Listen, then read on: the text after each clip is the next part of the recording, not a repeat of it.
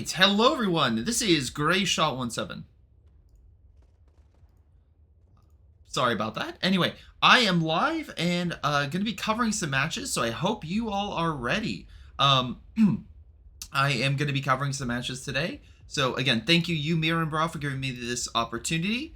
And I will be going out. I've put out, let's see, everything seems to be going well, so I'm going to switch to the match, and we will jump into the first game. So again, thank you to everyone that are joining for this tournament today. And again, we have a number of key matches, and hopefully you all enjoy. All right. Boom, we got the match stats up. We are ready, we are set, and it's time to go live. And again, if you want to support this tournament and every single competitor currently duking it out, such as Kaiser and Stana, who are about to face off, well, click the follow button. Thank you. See, Coffee Bun knows what to do. Thank you, Coffee Bun. Thank you for the support. All right. And without further ado, game audio is looking good, so let's jump on in. All right. Hello, everyone. I am GrayShot17, and I have been given a nice opportunity to cover a game today, a game on Road to Tunis. We got ourselves a best of 3 with Kaiser coming in as the Americans. Oh, thank you, Cora, for the follow. With Stana as well on the Vermox side. Again, both players, some of the best in Co, and they're ready to duke out to give you guys an awesome match and hopefully earn some money. There are, unless I'm mistaken, like 200 euros in prizes. So again, lots of money on the table, and these competitors will be duking out. Oh. Well, again, good to see everyone jumping on in. Sorry if I'm looking at Twitch, but thank you, Coffee Bun, for your nice words. The Americans, let's see, aka Kaiser Tushkan, is coming out with 2 scout units, and we got ourselves a rifleman. Meanwhile, Stana has gotten a grenadier and 2 pioneers. Again, typically you bring out the cheaper stuff in order to capture that sweet, sweet territory for that for those amazing resources early on. Stana as well looks like it's preparing some cover early on, so each of these positions again is very vital, so building that cover will allow better defensive opportunities for your troops and allow you to hold on for dear life, though of course when building you're pretty much out of luck in terms of capturing the territory. So it's a push and pull mentality of better cover or take the territory faster. Speaking of territory, already a 16 point being taken by these grenadiers, which now there are 2 of them. Meanwhile, Kaiser is slightly behind with a 2nd rifleman squad about to show up. Right down in the south though, scout units will grab onto the fuel. Looks like they will grab it just before the pioneer. The pioneer grabs it just as fast. And both sides are slowly proceeding on the flanks, grabbing more territory. But it's Kaiser who looks like will take middle first, though the first engagement is underway. Grenadiers are moving on into mid. Scout units are behind cover. Meanwhile, we have these riflemen as well being backed up by a 2nd rifleman squad. So 2 riflemen and a scout versus 2 grenadier. Currently, throughout this engagement, looks like grenadiers are pulling back. They're moving with 1 in the building that will hold the line while a 2nd squad pulls away, waiting for either reinforcements or a better position to fight. Meanwhile, scout units are currently engaging from solid cover. They are moving back as well. Again, most likely, they don't want to lose that precious manpower, so the model, and they want to move to a better position. So grenadiers are now out in the open. They're being hit by the scout unit. We also have the American force in the building. They're currently duking out with the grenadier, but so far they're holding out way better than that grenadier, which has already lost the model. Stana has his own counterattack coming. In this case, it's going to be a flamethrower that's being upgraded. So that is with a pioneer squad close to the front, though outside of the area which the riflemen are currently engaging. Right now the riflemen are still holding back the grenadier, and we have more units. The scout unit low on health, actually 2 units very low on health, but still 3 models, with another rifleman squad coming in to help against the grenadier. Meanwhile down south we have ourselves the rifleman that's still moving through, now grabbing territory that Stana has, but Stana is bringing out a little bit of a bonus, that being the infantry officer quarters, which should give veterancy to a number of troops. Rifleman, very cool by Kaiser, getting out of the building so the flamethrower is less combat effective. With the scout unit and rifleman opening fire on the pioneer, Pioneer is going to need to retreat. They're focusing. Pioneer is very low on health. Stana does manage to get away in the nick of time so he doesn't lose the unit. So excellent job right there. At the very least gets away. Grenadier using the veterancy bonus of getting extra health. And every health point matters because, again, more health means your units are in a better position to fight and you're less likely to lose units. But as we can see, Stana been on the back foot. Currently 6 models have been killed. He finally gets one against, well, I think a scout? No, rifleman. But yeah, overall, Kaiser has been on the doing better. Oh my god, I love how I started talking about that, and Stana's like, hold my beer for a moment, and slowly brings the kill count a little closer to him. And that's thanks to Double Grenadier and a Pioneer doing its best. Meanwhile, Stana is already upgrading to Luftwaffe Company. Grenadier throws a grenade and unfortunately misses thanks to Kaiser's quick reflexes. Kaiser, by the way, went for the building, but withdrew that, is now going for bars on his riflemen. 4 riflemen are currently on the field. So, if that is the case, that means all 4 riflemen will get that bar. And if all 4 riflemen get that bar, that's additional firepower. Kaiser also going with Airborne, immediately going with the MG and Paratrooper squad. You may be asking yourself, Greyshot, why would he do that and not give himself a Paratrooper or the MG? Well, honestly, paratroopers, while great with bazookas, may not have the same fighting capacity as the riflemen. So getting them out quicker is probably better for the early start for Kaiser. Then upgrading with bars increases firepower. But if you rush up, maybe he himself an AT gun to counteract anything that Stana could get. Now, we already know what Stana upgraded his building, and so far he's getting himself a 221. Very light early vehicle. Good against infantry, can be upgraded against armor. But if we're looking at the early advantage, Kaiser absolutely has it. He has the flexibility, he has the tools, he has the firepower, and right now it's going to be Stana who needs to reclaim the initiative and come back and get some actually good hits in. And he's going to try that in the south. Right now the manpower point is under American control. American with riflemen and now being fighting the Pioneer close range and the Grenadier a little more medium. But he does activate his veterancy ability to keep the fire pouring at the enemy, and while he's slower, he has a better fire rate and overall is a better combat power. So as you can see here, the Grenadier and Pioneer, even with their Vet 1 bonus, were unable to deal with the Grenadier with their bar. So just to go to show how powerful the bar can be. 221 is moving on up against the Rifleman squad. So far, we don't have grenades yet, though as you can see, it's quickly coming out for Kaiser. Also getting the Infantry Support Center, so that's going to be a lot of additional health bonuses for the American Infantry. And again, this American Infantry is already really good, so add in the fact you're going to get a Captain, which increases the amount of units on the field. Increase the fact that you can add to the fact that you can increase the health and also decrease the manpower cost for these riflemen. That's typically what you go to. But also, if you want cheaper grenades or mines. Oh, can we get a pick? We do! Stana losing a Pioneer with a flamethrower upgrade. Now, luckily, the American can't grab it. It's lost in the void. But still, that is a really bad loss for him early on. He really needs to inflict damage on Kaiser, not the other way around. And the 221 is trying. You can see here, it's actually doing a decent amount of health against the American infantry, but still not enough. Although riflemen do end up being forced back, so never mind, I take that back. 221 actually managed to do something, and with going mechanized and getting that additional unlock, he's actually able to capture territory. And this is a major cutoff. So if this cuts off the territory, well, the Americans don't get their precious resources, which is currently trouncing Stana. Now, unfortunately, the captain and the scout unit, both not exactly the highest on health, and neither of them have grenades, so they're really unable to do much. Rifleman moves on up, but he's unable to close the gap, and although he could use, again, if he had the unlock for sprint, he could have used sprint, but looks like that is not the case.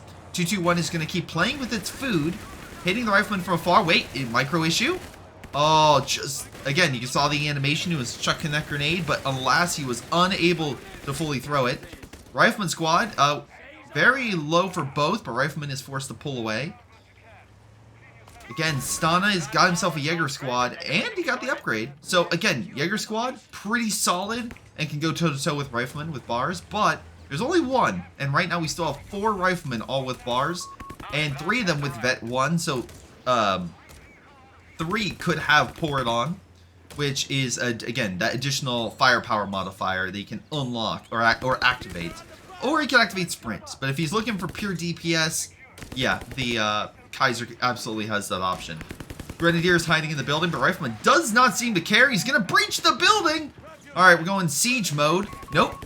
Take that back. Stana's like, yeah, I know how this goes. Gets out of the building, and the Rifleman just jump on in. He's going to retreat. Scout unit going for the fuel. But luckily, we do have a vehicle, and that is the 8-Rad. It is going after a Rifleman that is on the retreat. Rifleman going top speed.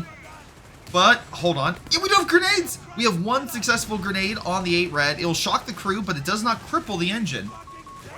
It looks like he will be able to pull away.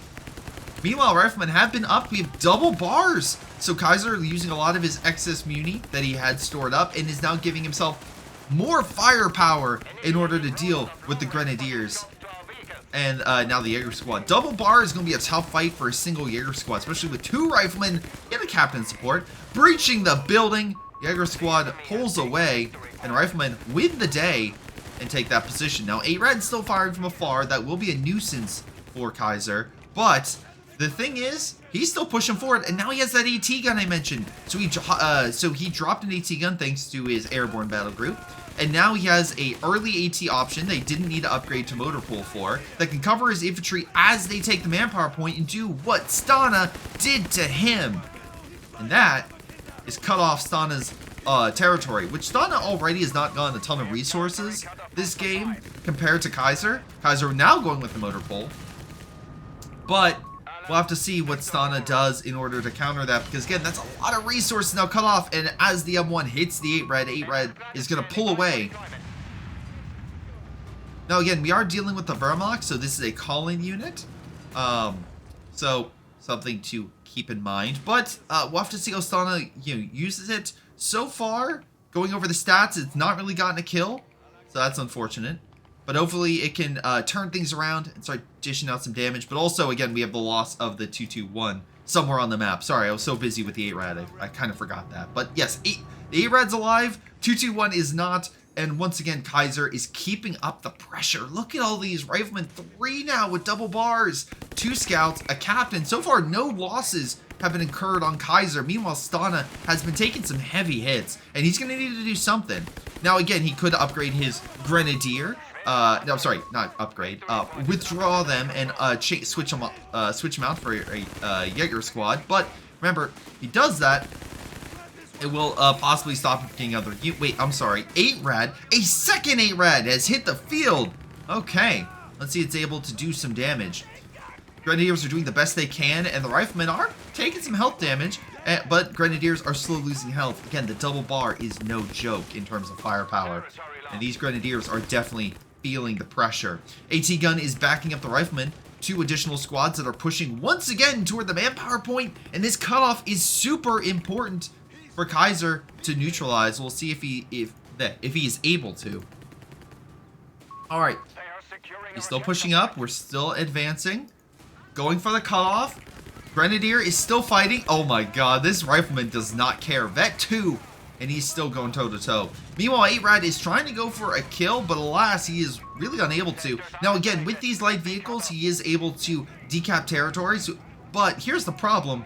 The American is not without light armor. We have an 8-Rad. We have an 8-Rad versus 8-Rad. We have a Greyhound versus an 8-Rad, and unfortunately the Greyhound has the armor and the firepower to beat the slightly larger vehicle that the Wehrmacht have deployed. Now, you can see here, it is very low on health. We have a Grenadier squad as well that has died. Oh, Stana, you're not looking good. Things are not looking good.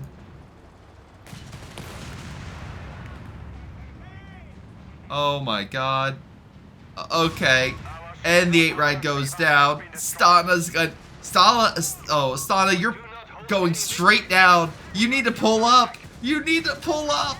Alright, 8-Rad is trying to engage the 8-Rad, doing the best. The 8-Rad is trying to engage the Greyhound. Doing the best he can. Grenadiers at least taking the victory point. Scout units, of all things, are coming on over. That's how confident Kaiser is. Oh, look at the health losses, though. The scout units are not meant for this fight. Pioneer trying to get the 8-Rad back up. Grenade is thrown. Oh, wait, AT gun is neutralized. Thanks to the Jaeger squad, but Rifleman get in the building. Okay. Okay, there we go. We got at least one pick, although it can be recruited. But it is a pick. Another 8 red has been deployed. Oh, this seems like a Hail Mary. This seems absolutely like a Hail Mary deployment. But second 8 red has hit the field. Stana needs to, well, do something. Pressure-wise, again, just looking at the victory points real quick. We have 524 for Kaiser, 384 for Stana. So it's about a 140 point difference, give or take. And pressure is being placed on Stana, so he's ever increasing that difference. Alrighty, well, again, have to hope. We have to hope things will turn around. But so far, things are not looking great. So, Grenadier gets in the building as the Riflemen get out. Greyhound, though, is constantly opening fire. Grenadier's now out. And here we go. AT gun's been recruited back up to full health. Greyhound is diving against the 8 red. 8 red doing what it can. It can at least, you know, throw in a few blows, but the Greyhound will probably beat it. But a second 8 red has flanked it. Hold on a moment. Hold on, 8 red. Come on, take down the... Oh, wait, nope. There's Sprint rushing on in, trying to give a little bit of extra wiggle room for the troops. He's not able to throw a grenade, but he did push the troops back. Grenadier is taking the territory. He does manage to take it. We have a light artillery barrage from the captain, who's now under sustained fire. Alright, captain, hold on! Come on, pick! No, captain's unable to be picked. We have Grenadier and the Jaeger squad still advancing with the 8 reds. They need some heals. But again, Kaiser's slowly getting more fuel and manpowers. So things are not looking great. Grenadier withdrew. They took back the territory, so at least Stana is getting resources. May not be as many as Kaiser. In terms of actually muni, fuel-wise, actually doing pretty good. So long as he holds that fuel, he's okay. Hold on, Jaeger squad very low. No! Oh, okay, he got out. He's okay. He is okay. Greyhound moving on over. Sorry, I keep mixing it up. 8 red moving on over. Greyhound fighting on the Grenadier. First game, guys, first game. But we do have a potential issue. While the 8 reds have done a good job, at least, you know, contending with the Greyhound. Although M1 is currently forcing the 8 red back. Oh no. We have a Chaffee. Now, it looks like he'll be deployed to the field soon. So that would put further pressure on Stana to do something different. Hold on. Maybe he can kill the Greyhound? He's fighting it from the front. 8 red trying its best. Again, this 8 red, Vet 2, weapon accuracy, rotation rate. Actually, it has a 40% rotation rate at this point. It has not gone Vet 3, so it doesn't have the health bonus yet. Alright, 8 red is preparing to dive. It is low, but it's already getting heals, so it's not going to be able to do much. I don't think, again, I think if this dives in, just the sheer firepower and everything of all the infantry will have an issue. MG's on the field. Correction, MG was on the field. And unfortunately, it got perished thanks to a successful grenade by Kaiser, who's doing port on. Lighting up the Grenadier, who is very low. Vet 3, though. No, don't lose a Vet 3 Grenadier. He just got the medal and veterancy, and he looks like he will be able to. Well, 8 red is gone, and yeah, there it goes. Someone said Chaffee, and this is GG, and that's exactly what happened. Kaiser tried his absolute best, and so did Stana, but only one prevailed with this sheer, just the sheer amount of like, oh yes, I have full control, and that was Kaiser. Kaiser effectively controlled this game. His riflemen were fantastic. His armor was outstanding with its micro. Compare that to the 8 reds who, yeah, had a real tough time. Maybe if the 221 survived and was upgraded, he would have had a easier time with the Greyhound. And then eventually the Chaffee. But yeah, just unfortunately, it seemed like Kaiser was in full control of this game. So good, nice try, Stana. You gave it your all, but Kaiser advances on. So congratulations to Kaiser for winning this first game. But again, it's a best of 3, so maybe Stana can turn it around. So give me 1 sec, guys, and we'll move on to game number 2. All right, so I'm going to prep and get this next game going in just a moment. So thank you all for your patience. All right, let's see here. Da, da, da, da. But hopefully you all are doing well. And thank you guys for tuning on in. Again, it is great to see people jump on in and enjoy some competitive especially from a bunch of people who are trying their best to put on the best games they can for you all. All right. But as I pull up the second game in Group 3 for Kaiser versus Stana, I want to just say, hey, if you want to support further, follow, subscribe, do what you guys do. It is greatly appreciated. Alrighty. But we shall carry on. Let me switch on the info. Let's see.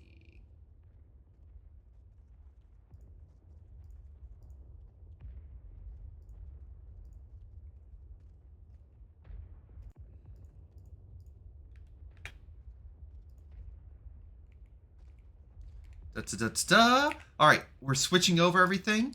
Just give me 1 second, and I will have everything good to go for the info. Let's see.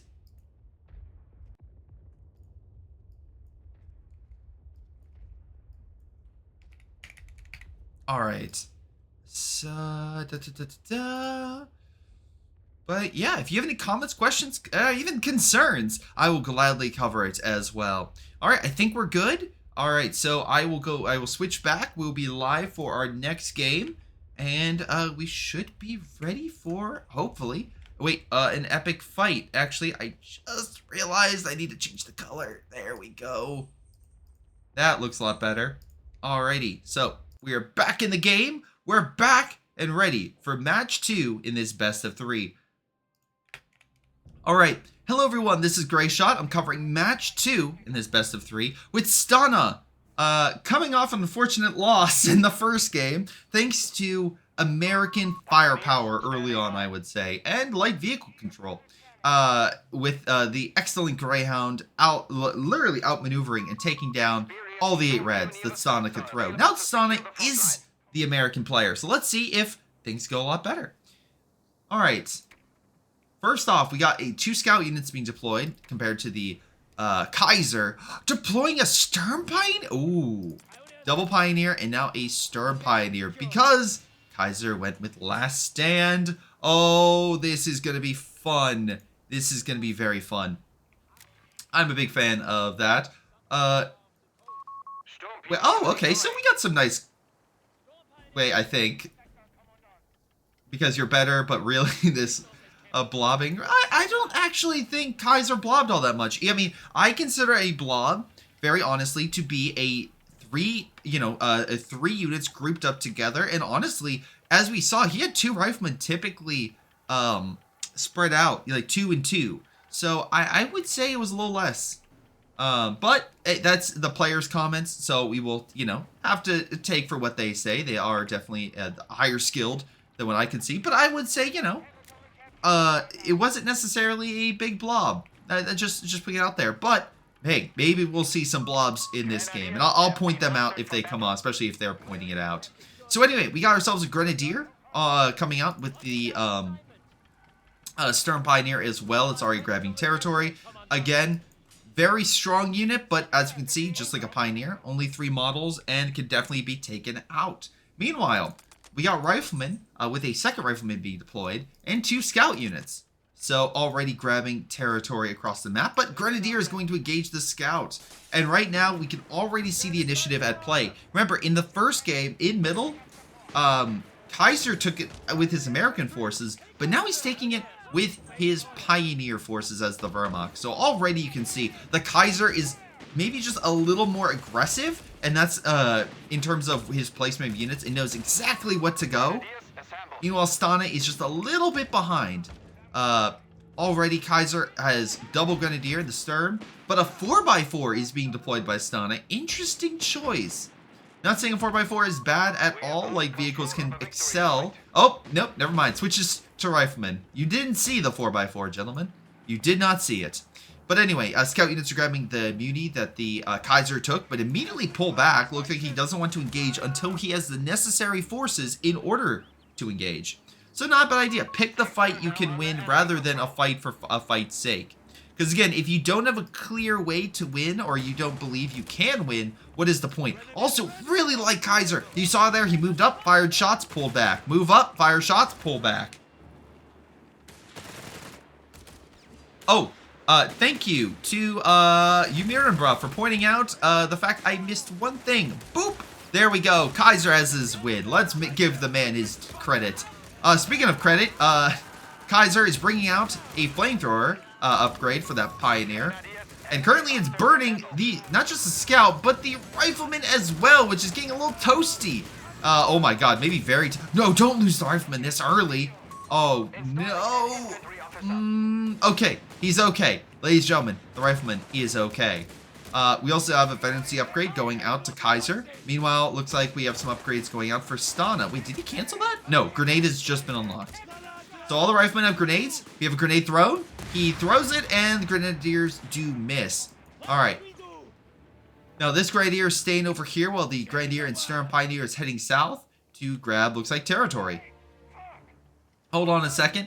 Riflemen do successfully get in the building thanks to the breach, which seems to be an early American advantage. Is that breach just to get the units out of the buildings around the middle of the map? Now the Riflemen are going up top. Not sure where they're going, but right now we do have 3 American Riflemen and 2 Scouts versus 3 Grenadier, a Sturm Pioneer, and 2 Pioneers. Absolutely, I would give the early advantage to Kaiser right now. But again, we've seen the American forces come back strong early on. So let's see if Stana is able to do exactly that. Scout units are being, engaged by Grenadier. They do move to medium cover, but medium cover is not heavy cover, and they will have a little bit of an issue. But here comes the Rifleman to assist against the Grenadier. All these Grenadiers and troops are now Vet 1, so they get like the health bonus among other things. So Vet 1, as you can see, 10% harder to hit. May not sound all that big, but every point matters, every little bonus matters, so that's going to help the Grenadiers, survive a little longer. That's something I can't say about this poor Rifleman squad, who went to the corner of the map, decapped the fuel, and is now... Oh my god, the grenade. Solid grenade, got 2 models, and now the Pioneer is giving chase. I think this is a dead Rifleman. I think this Rifleman may be GG. Nope, he didn't get closer. I thought he... Okay, never mind. The Rifleman survives. That's the 2nd Rifleman that has been lucky enough to survive the retreat back home. Again, Stan needs to be careful because his luck will not continue if this, happens. Because again, you can get lucky once, twice, but your luck will eventually run out. Also, we can see here Kaiser has just done a better job with his engagements. Right now, Kaiser currently has the lead in kills, 18-7. Rifleman needs to do a little better with how they engage.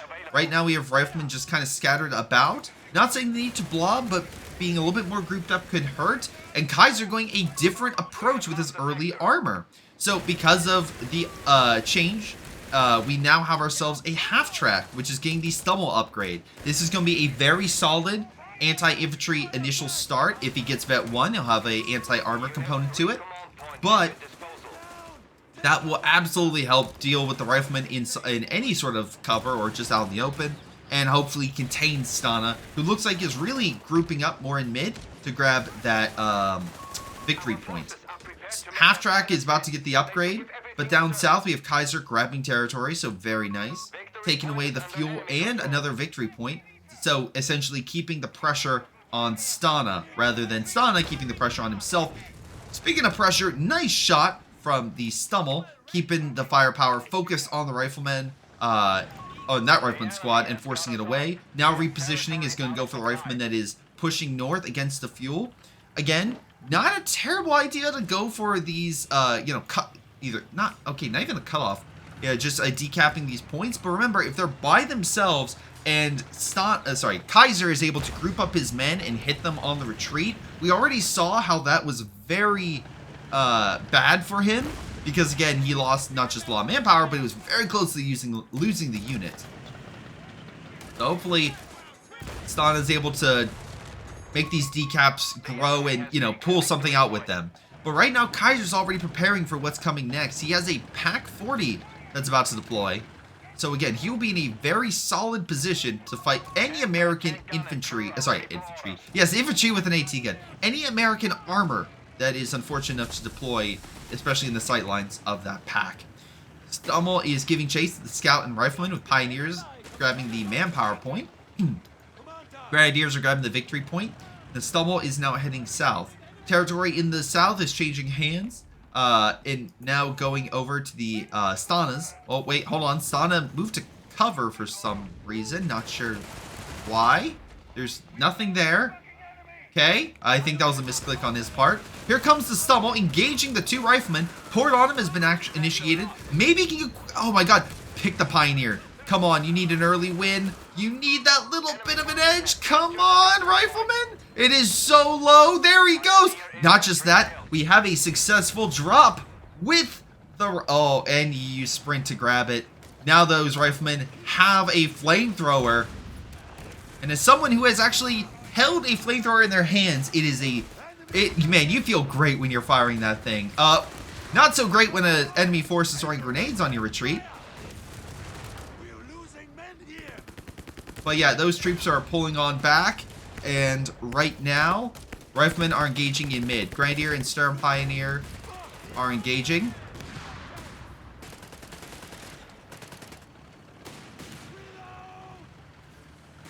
Let's see.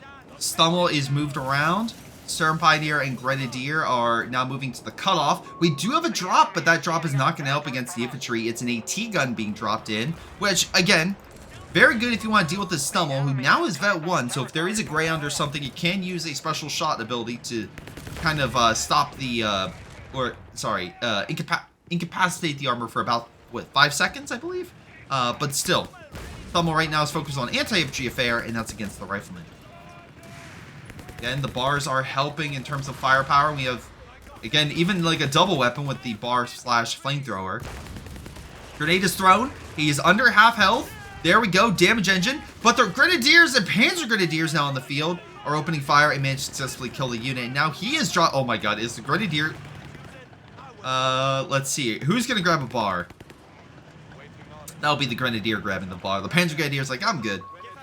I'm fine. But again, I would say the Rifleman dying is a bigger loss than the Pioneer. Pioneers are pretty cheap in the grand scheme of things. So, yeah.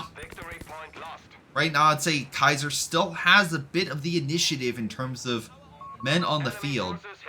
Though, Stana has the capability. Right now, going infantry support center. So we've seen the captain. That will be deployed. Kaiser getting a concrete bunker in order to heal his troops when they head back to base. Again, he currently is doing that via his Grenadiers, as the Vet 1 ability allows him to do the health pack, which allows him to heal units around them. So that's a nice alternative until you get the bunker or the upgrade to the HQ to heal. Stummel is currently undergoing repairs. We have a recon flying around the map. Okay, I guess trying to find where they can go. Hold on. Grenadier moving on up against the AT gun. Rifleman trying to stop it, but again, this is a Vet 2 Grenadier with a bar fighting a Rifleman with a bar, but also no veterancy. So I feel like the Grenadier is going to win this fight. And they even take a single loss. Damn. Hold on. We have Grenadiers that are getting a little lower. Panzer Grenadiers moving up against Riflemen. They do use port on them, but Panzer Grenadiers are more sturdy than your average Grenadier, and they are going to be able to hold out against the Riflemen, at least for a little bit of time. Bundle Grenade is thrown. They're too slow because the port on them reduces speed, and a successful Bundle Grenade forces the Riflemen back. Although, be very careful. If you want to kill a unit, a Bundle Grenade is a pretty solid approach in order to do exactly that. The Grenadier with a bar continues to prove its worth and take over another point near the middle portion of the map. Currently, we ourselves a Stern Pioneer as well, grabbing the Muni. So again, 2 units right here to protect. AT gun might try to bring down the house, but overall, he's going to need Rifleman protection and most likely focus more on the Stummel. Stummel is in the south, potentially dealing with the captain. I'm not sure if the captain will grab the territory in time, but Stan is going to try. Be it advanced logistics, that'll decrease the overall manpower that the Riflemen take, well, all the infantry take in terms of reinforcements. That's a 20% modifier. So every little bit helps, and honestly, if you're trying to gain the initiative back, that saves manpower. Manpower gets more units, and hopefully that can allow you to gain a little bit more of the lead. However, something to keep in mind is that is a lot of fuel that goes in getting that. So that will further delay any sort of light armor that that Stana wants. Hold on! Something, I'm so sorry, something just perished. Oh, wait, no, I don't think that was a kill. I think that was a replacement. That may have been a replacement. I'm so sorry. Anyway, we now have 2 Panzer Grenadiers on the field, so not too shabby. AT gun is backing on up. The Pack 40 is down to 2 models. Luckily, Panzer Grenadier and Rifleman Rifleman. Grenadier with a bar are right there, and Rifleman, even with double bar, has to pull away. It's too much firepower for him. Now on the retreat, he's going to pull back in this general direction toward the Panzer Grenadier. Panzer Grenadier winds up, throws the bundle. It's a good bundle. Hits and kills 3 models. Panzer Grenadier focusing fire on the Rifleman. Can they get it? Yes, they do. And another wipe. Another wipe against Stana and for Kaiser. God damn. Wonderful job by Kaiser. And again, if you know retreat paths and you can time it just right, that was a solid bundle and a wonderful job by Kaiser taking him out. Seriously, wonderful job. And again, you might say, oh, what's, the big deal? Well, again, Stana's already having a tough time, and losing more units, that just puts him in a worse situation. So let's see, infantry is pulling on back. We have the Pioneer grabbing territory. Oh, attempting to grab territory. I guess he got shoved off by the Stummel. There we go. Moves back up. We have an MG that dropped in. So that's it'll cover the territory, don't get me wrong, and can hold back infantry. But something to note is if you have a solid enough infantry group, it can overwhelm MGs. So, and I feel like Kaiser has plenty of men. Kaiser is so confident. He's going for Panzer Command. Company. So, with the Panzer Company building, that means a Panzer IV, a Brumbar, and Strasstruppen are all available to him. And he has the fuel and, okay, maybe not the manpower, but he has the fuel by the time this building comes online to essentially pick himself whatever he wants.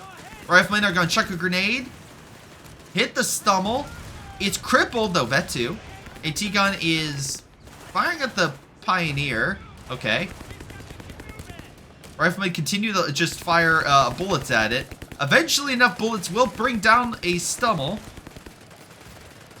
You have infantry that tried to move over, but MG's, taking it on. He retreats, bundle grenade is thrown, and he will... okay. I was like, wait, what? He will throw it and get away. Okay. Sorry, I forgot about the supply down here. So I was like, wait, did the MG decrew? No, it didn't. It's just supplies from last stand. Anyway, sorry. Attack in mid, Sturm Pioneer and Panzer Grenadier fight with the Grenadier as well, supporting. MG, there's now 2 MGs, is being overwhelmed thanks to 2 general directions of attack, and it needs to fall back. Meanwhile, more supplies. Panzer Grenadiers are moving down with the Sturm Pioneer. Rifleman, he's still heading south, I guess, for the fuel. But Sturm Pioneers are going to try their best and decap the manpower point. MG will suppress. A Rifleman with a flamethrower should win the fight, but again, it's just another snag for Stana, who really needs to be gaining the initiative. Sturm Pioneer holding itself together with SG-44, but pulls back after a grenade. Reposition with the MG, who probably would have been suppressed and been unfortunately able to dodge the grenade, so yeah, pulling back was the right call. Grenadier's in the building with its bar. Man, you have to imagine Stana's like, I hate the fact he picked up that weapon. Why did he pick up that weapon? And yeah, there we go. That Grenadier has 17 kills. It is it the most successful unit? Yeah, it's even beating the Panzer Grenadiers. Oh no, the Sturm Pioneer has 20 kills. Hold on. Grenadier heard that and be like, hold on a second. Let me pump up my numbers a bit. He's going for the scout unit, and he's not able to get the kill. Next target is the AT gun. Is there anything to save it? Rifleman will move on up. Gonna try. Also, I love this scout unit just managed to grab a bar. Like, bars being laid down across the map for anyone to pick up. Grenadier pulls away. Again, Kaiser's done a really solid job of making sure that in this game, that he has had the map control and is pretty much not toyed, but made sure that any engagement is preferable for him over Stana. AT gun is set up, but immediately the Storm Pioneer pulls back. Rifleman just walking forward, but again, has to close the gap. Does not veterancy. So, oh wait, we do have a grenade. We do have a successful grenade, and it's just enough. He does have a damage crit. If the AT gun can line a shot within range, he... Oh, no. Pioneer's going for it. He actually might decrew the unit. Oh my god. Come on. Nope, it's just barely alive, pulling back. Now the Pioneer is very low. Rifleman using it, pour it on. I think this is a dead Pioneer, which is unfortunate because that limits the healing capability. Oh! Rifleman, come on in and kill the Stummel with a, I'm assuming, successful grenade. And that's good because that was the last bit of manpower that Stana had. Stana going with Tank Depot. And he's not too far off from getting armor himself, just needs a bit more manpower, which he is saving a little bit more effectively now with those earlier upgrades I mentioned with advanced logistics. Oh, he does have low rocket support, but again, way off in terms of resources. Nice grenade. Nice mine. A Rifleman with that bar is able to hit a little bit farther. Is it able to get the wipe? Nope. Rifleman manages to get away and is able to fight another day. But unfortunately, while the Americans can be, congratulatory with themselves about knocking out the Stummel, a Panzer IV is now deployed onto the field, and that is something that Stana has only, like, minor counters for with the single M1 and Rifleman with AT grenades. But as we can see, he doesn't have a ton of muni, so he can't just start chucking grenades, like, left and right. Although getting 41 muni will definitely replenish his losses. Never mind, he just chucked a grenade. Alright, let's see. Now he has no anti-tank grenades. Hold on. Pour it on him. He's engaging. Storm Pioneer very low. He's going to try for the wipe. But alas, the Panzer Grenadier is like, nope. You stay and try to wipe him. I wipe you with focus. Again, slower on speed as well. AT gun pulls away. I will say, right now, victory point-wise, it is 300 points difference, I guess, against Stana. But Stana still has a solid force. Again, population-wise, he's not too far down, but Kaiser is more reserve and can deploy more units. It is looking a little grim for Stana, but Stana definitely has flexibility with the troops he has, right? He has options. Not great options, but he has options. And right now, if he wanted to maybe focus on a single front, Kaiser's not prepared for it, Kaiser could be overwhelmed. Again, frontline force, he has 3 riflemen, all with at least some form of veterancy. Nice shot with the AT gun, by the way. M1 forces the Panzer IV back. Pioneers are unsuccessful grabbing the fuel. Meanwhile, the Kaiser has 2 Grenadiers, one with that successful bar grab, the Storm Pioneer, and 2 Panzer Grenadiers. So overall, frontline force-wise, yeah, Kaiser still has a bit of a lead. But a scout unit with a bar increases Stana's firepower a little more. I think the extra scout unit helps with taking territory, as you can see in mid, even if they can't fight the Storm Pioneer. Nice smoke gets away, and it will be A-okay. We have a, oh my god, early bundle. Nice try, but unsuccessful. Rifleman opening fire on the Panzer Grenadier forces the unit back. And meanwhile, we have the Panzer IV engaging the Rifleman. AT gun is slowly moving on up. There isn't a ton of infantry support. We have the pack, which is fine, but there's no armor over here for it to fight. So it's just kind of hanging out. Pioneer pulls away. Again, some successful fights. Pushed back the Storm Pioneer. Middle is being retaken. Stana is retaking the bottom portion of the map. So overall, I would say things are going a little better. Because again, if he can grab those victory points, he can stop the bleed and give himself a little more time. Though time is, again, not on Stana's side. He is 380 points? Almost 90 points difference. So it is looking a little grim. And also, it's about to look even grimmer as a second Panzer IV has hit the field. And this is where 2 Panzer IVs are going to overwhelm that single AT gun. Muni-wise, he doesn't have a lot to really work with. Stana really needs a Hellcat or, well, just any, well, okay, maybe a Hellcat would be better against, it wouldn't help against, like, the Panzer Grenadiers, and the Pak 40 could definitely lock it down, but at least it would be another AT option. Panzer IV could also work, but again, Stana needs to save up the manpower. Panzer IV is giving chase against the MG, losing health, but not models. I take that back, lost 2 models. Okay, Stana. You have manpower now. Hopefully you can get some armor. Infantry units in the south are pushing on up. Double Panzer Grenadier in the stern. A 3rd Panzer Grenadier. Okay, yeah, so he's slowly changing out. Again, the only thing he might not change is that Grenadier with a bar. I feel like that thing has been pretty worth it. Panzer Grenadiers moving on up against the Riflemen. They're trying their absolute best, but it looks like a majority of the men under Stana's command is pulling back. Here comes a Hellcat. It's being deployed. Armor has been slightly injured. Scout unit is dead, and that has a, oh, never mind. It didn't drop the bar. The other one's still out. Nice shots with the AT gun. Forced the Panzer IV back. But here's the problem. With the points being decapped right outside of Stana's base, including this one, Stana is losing a lot of resource potential that he could get. Now, to be fair, on the flip side, Kaiser's overextended. So if Kaiser continues to fight near the front and things go real bad, he might have a long retreat and a real bad situation on his hands. So it looks like on 2 fronts, Kaiser's going to pull back. But also, keep in mind, Kaiser is still a ton of resources under his control. So if things go south and he loses a key unit or 2 or 3, he might be able to bring it back. Speaking of key units, here's the battle. Hellcat engaging the Panzer IV. Panzer IVs have been split up. Divide and conquer for Stana. Wait, foul, wait. Oh, we have rolling Panzerfaust? Is that what I just saw? Oh my god. Am I crazy? Did that just... Because there's no other... It had to be that, right? Oh my god. Well, Panzer IV lives. Stana...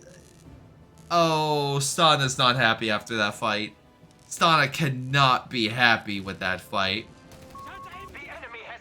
Oh, no.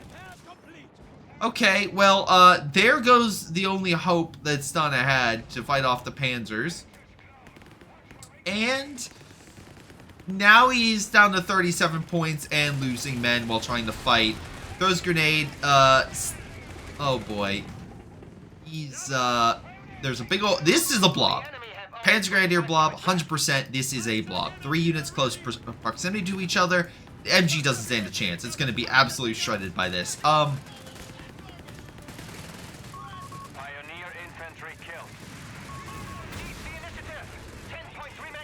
Yeah, I think this is...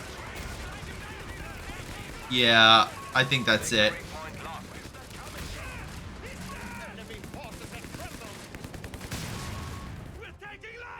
Yep, there it goes. Alrighty, so, with that out of the way, that is another game for Kaiser. So, wonderful job, excellent work by Kaiser, winning the day. Also, that kill count, just completely different than Stana. Stana tried his absolute best and did get quite a few kills with the Rifleman. But, unfortunately, vehicle-wise, he had nothing. He was not able to fight in a very successful manner against the overwhelming Wehrmacht forces. Panzer IVs were pretty solid at the battles. Stern Pioneer, a single one got 33 kills. Look, I know the Panzer Grenadiers got 45, but a single one got 33. And let's not forget about the Grenadier holding the line with his bar. But yeah, really solid game. Congrats to Kaiser for progressing in the game. And unfortunate to Stana. You gave it your best shot, Stana. I'm not going to deny that. But overall, Kaiser won the day. So congratulations, Kaiser. But we have more games in store for you all today. So give me 1 sec. I'm going to switch on over. We have more games.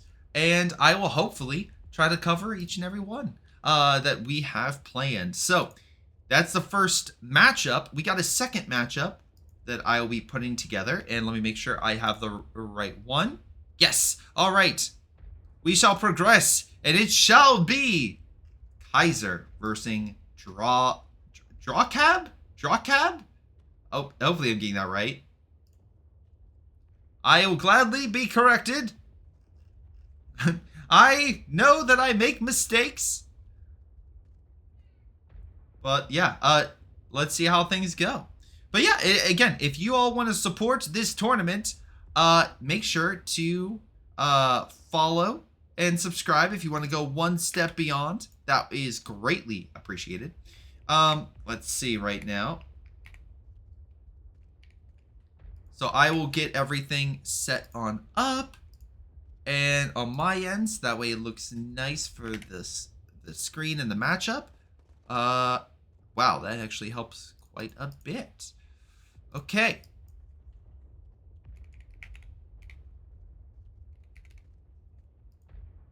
Okay, so let's see. I think we're actually looking good. Match one. Oh, wait. There we go. All right, setting-wise, we're set.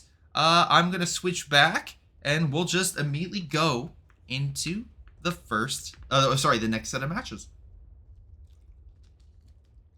All right. Here we go.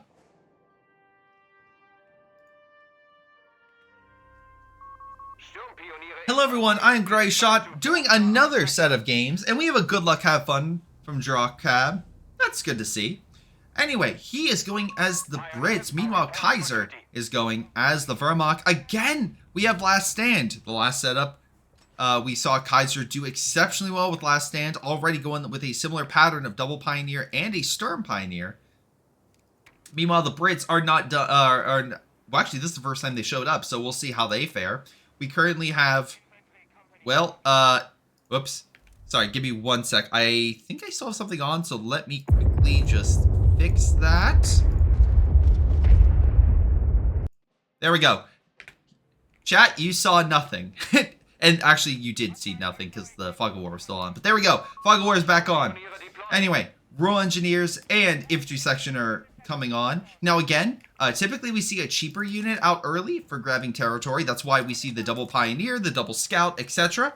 But in this situation, we have ourselves a more focus on frontline forces. In this case, the Infantry Section, which are extremely powerful. I will be very honest in terms of what they can bring to the table in their Recce rifles, the Brens, AT boys, of course, against armor. Plenty of good stuff. They have to upgrade themselves. You don't get a free upgrade with the bar, but still very solid. We'll have to see how they fare against the Grenadier / early Sturm that Kaiser has brought out.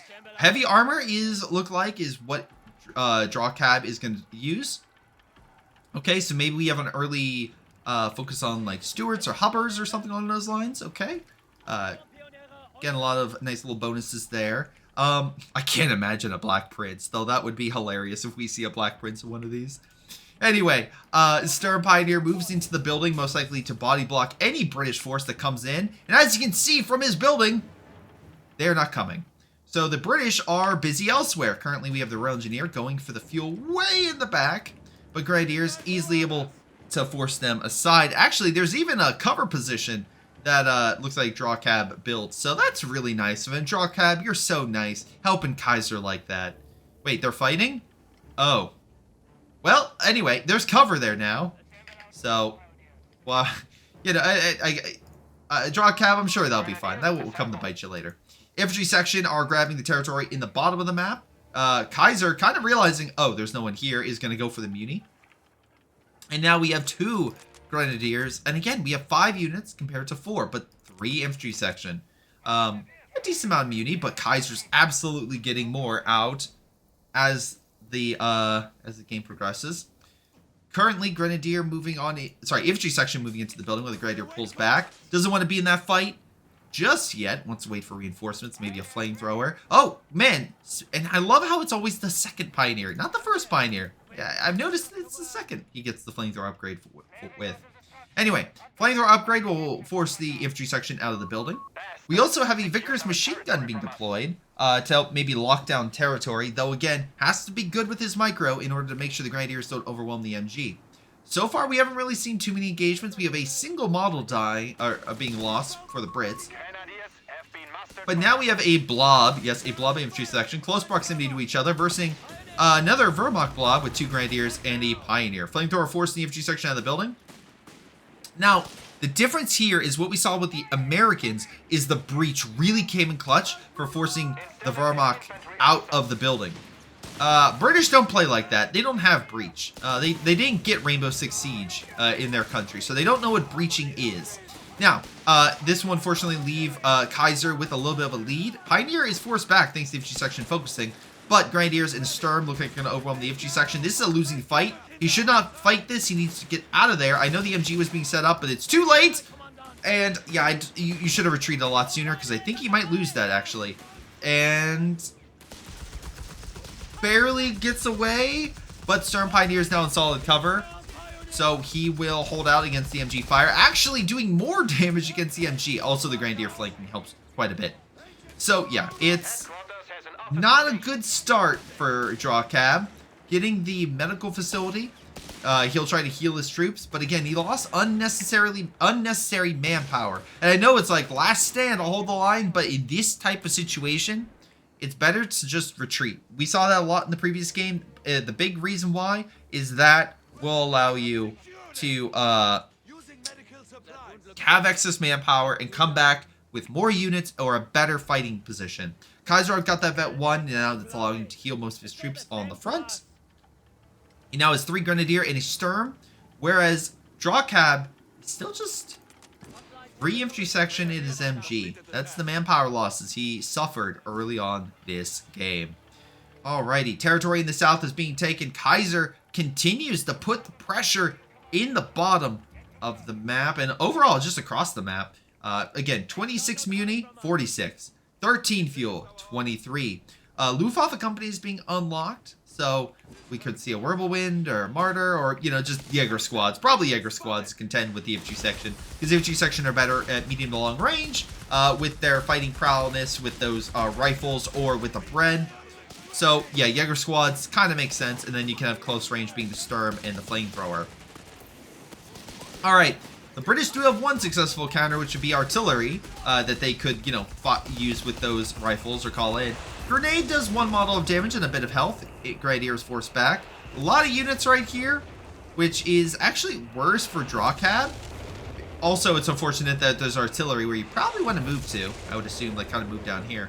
But anyway, Kaiser's pulling away. 221 is going to be on the field. Not actually a bad choice, because remember, going with the 221 is a really solid anti-infantry choice. Not as good as the Stummel, but then it can switch to an anti-armor choice, which is really, really solid against a Hubber, or if you're trying to hold back a Stuart.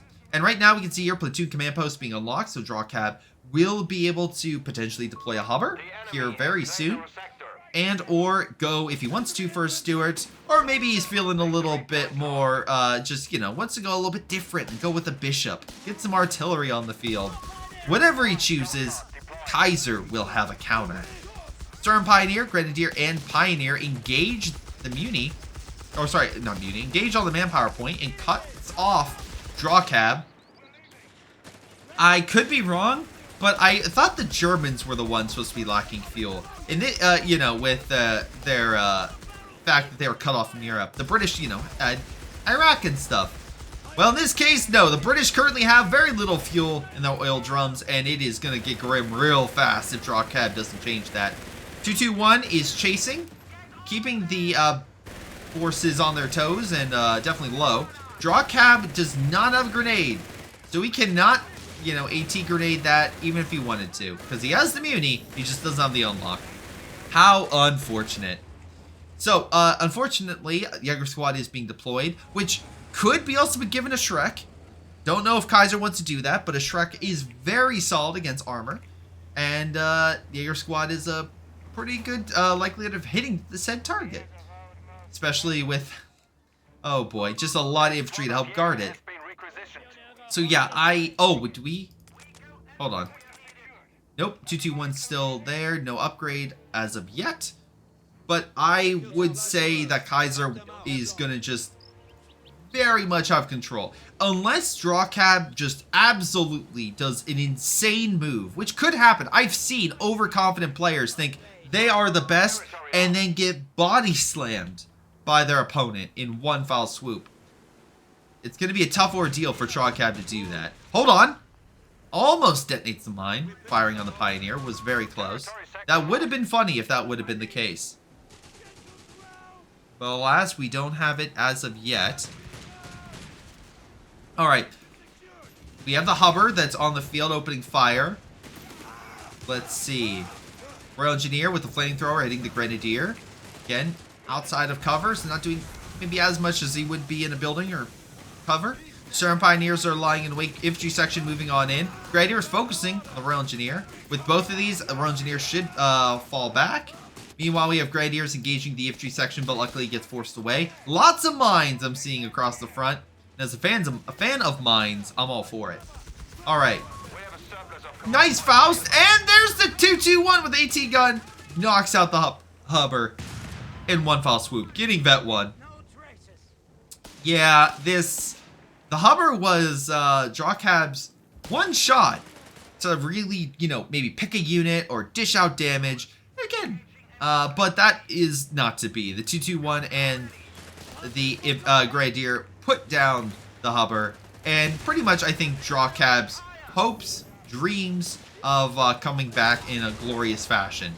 Now it's going to be a slow, steady battle of attrition that in this case the British are ill prepared to fight. Jaeger Squad and Sir Pioneer engaging the infantry section, but the infantry section just can't fight this. Sir Pioneer with SG-44 showing how good they are. Once again, Vet 2.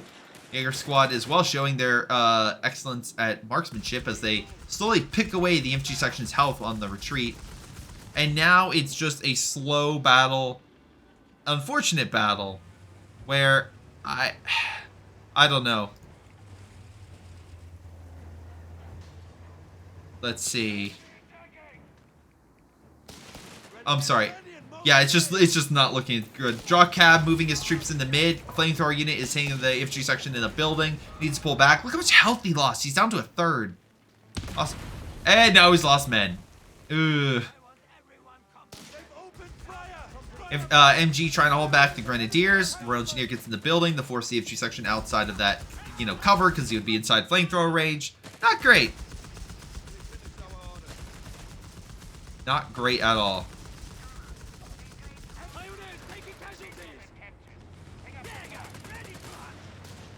Yep. Stern Pioneer Grenadiers rolling on in.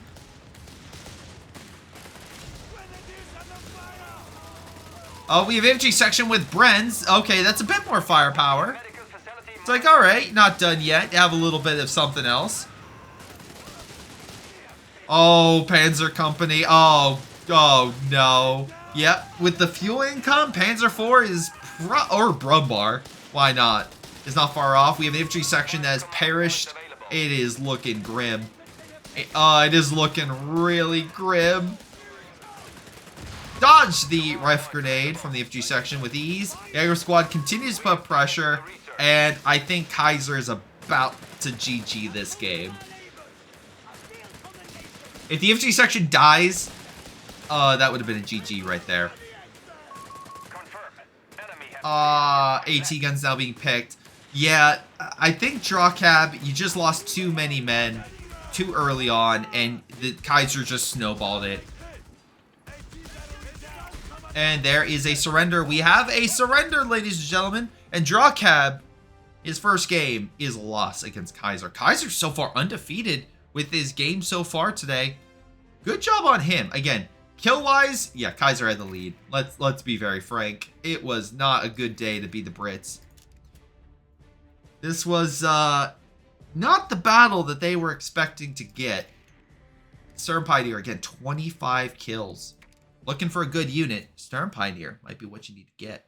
But what you also need to get is, if you need to grab some water, drink, stuff like that, because we have a second game coming up in just a moment with Drawcab coming back, hopefully, to counterattack Kaiser and, get a win for himself. But we shall see that in just a moment as I get everything set up. So, oops, sorry, wrong button click. But here, guys, give me just a moment and I will get things underway. All right, so here, let me put on something for you.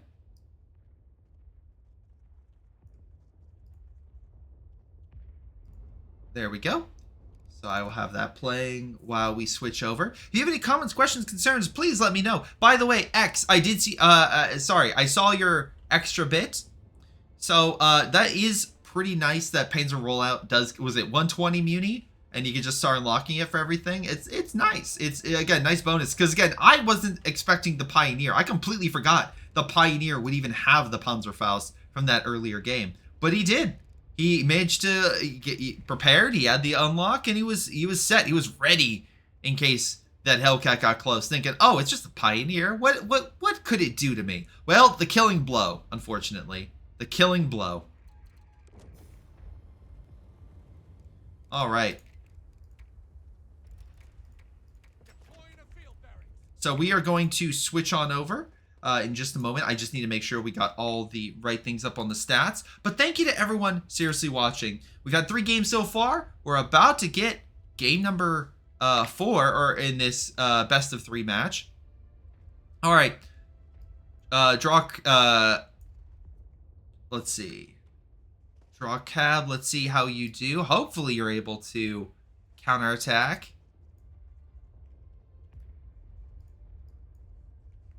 See. Up.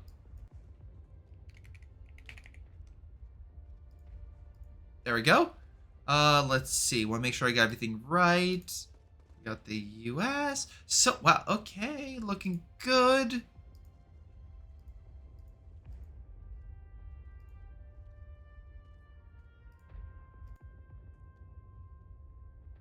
All right. I think we're ready. I think we are set. I just want to make sure I got everyone's everything set up in the match stats. There we go. Okay.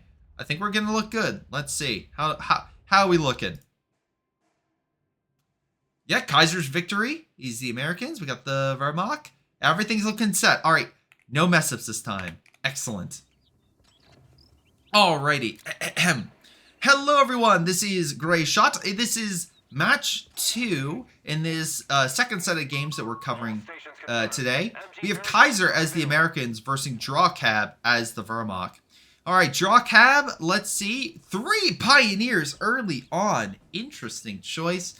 Versus 2 Scout. Again, the light infantry early on, super important. So that way you are able to, I don't want to say overwhelm your enemy, because really you're not going to overwhelm with Pioneers, but you can overwhelm them in capturing territory.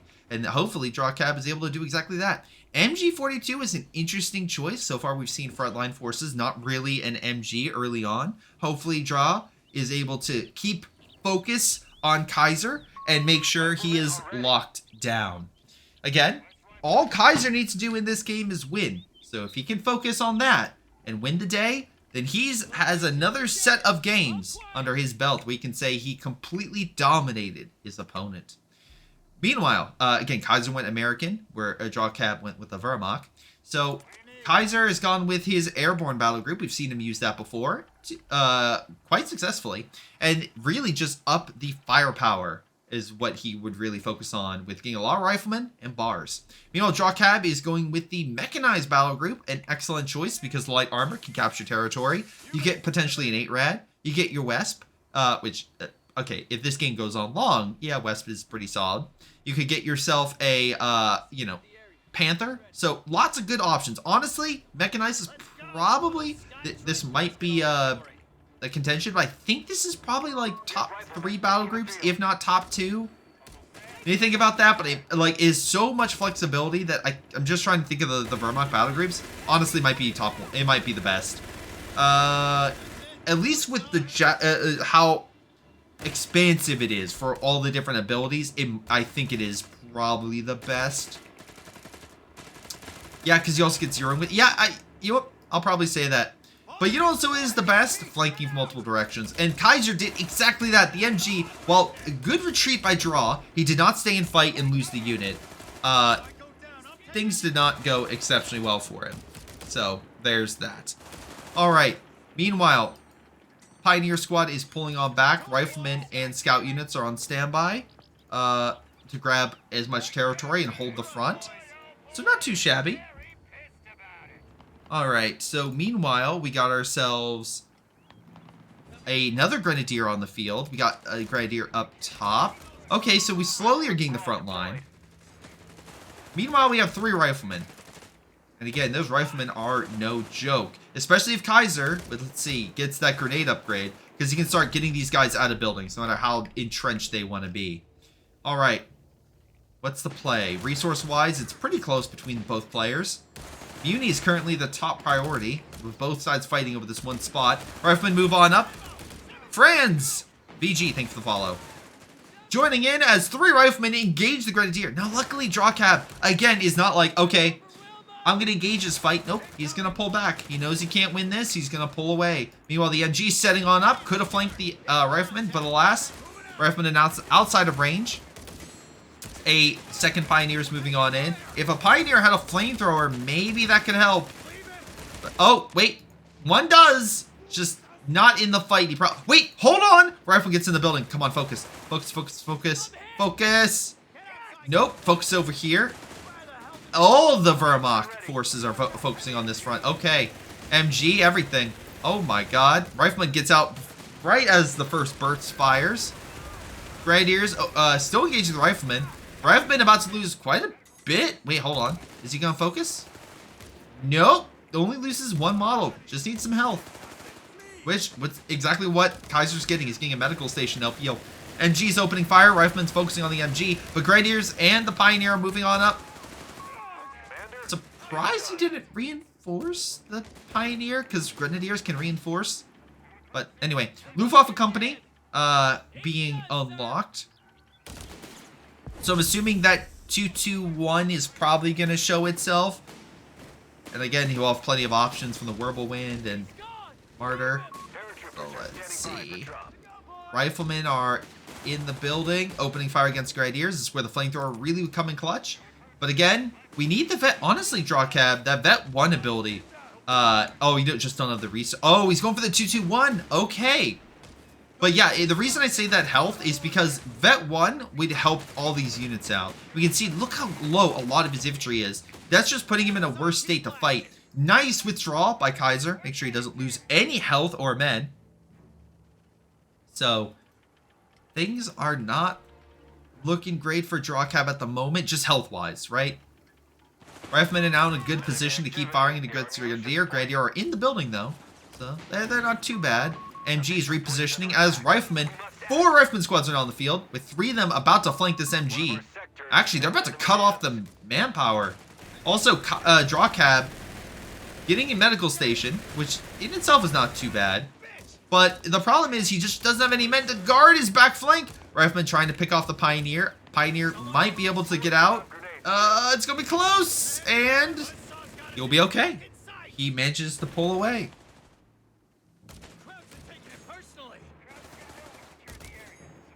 By the way, chat, if you're wondering how the rules and everything like that, the breakdown for how the maps are chosen, how the factions are chosen, all that stuff, it depends on ELO and a number of different factors. You can go, I believe the brackets have a rule set in them, or at the very least, there is a rule set that you can click, that you can check out every single rule for this tournament, so you can see exactly how everything's brought down. I could go over that, and I may go over that during the break, but yes, there is a reason that you can break stuff down. But yeah, Road to Tunis, solid map. I understand why players want it. It's pretty well balanced. We've seen both factions do extremely well on this. So, again, a lot of players just really enjoy. There's certain maps that just come into the sphere and everyone just enjoys. For example, like, was it for 2v2? Was it 2v2? Like, Crossing of the Woods for Company of Heroes 2 was just a huge favorite. Speaking of favorites, Riflemen and their grenades. Throws a grenade. Does a little bit more health damage against the 221. The AT grenade did a good chunk of it, and it is very low. Pioneers will need to focus on healing it. But also, they need to capture territory, because while I was talking about all the rules and stuff, Kaiser just quickly grabbed a ton of territory across the entire map. So, Drawcab is not cut off, but it appears as if he was, with 10 muni and 13 fuel. Right now, infantry support's being unlocked, so an additional unit's going to be deployed via captain. It is, okay, I will say this. It is interesting we keep seeing the infantry support. And I understand, especially in the 1v1, but because of everything that Air Support Center has, you know, gotten in terms of indirect support with the Muni and sorry, direct support with the Muni +5 and the indirect support with the Air Force just being better. I'm surprised we haven't seen an American player use it just for the extra Muni. But hey,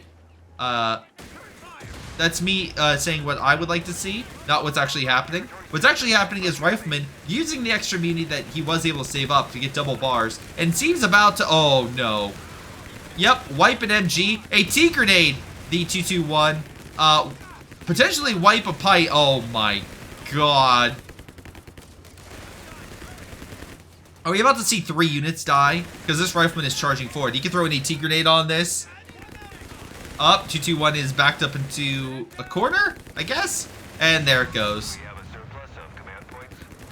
Draw Cab went from, you know what, he has a fighting chance, to just being absolutely slaughtered. Pioneer as well, about to... No, he actually lived, okay. Could have been worse. Could have been worse.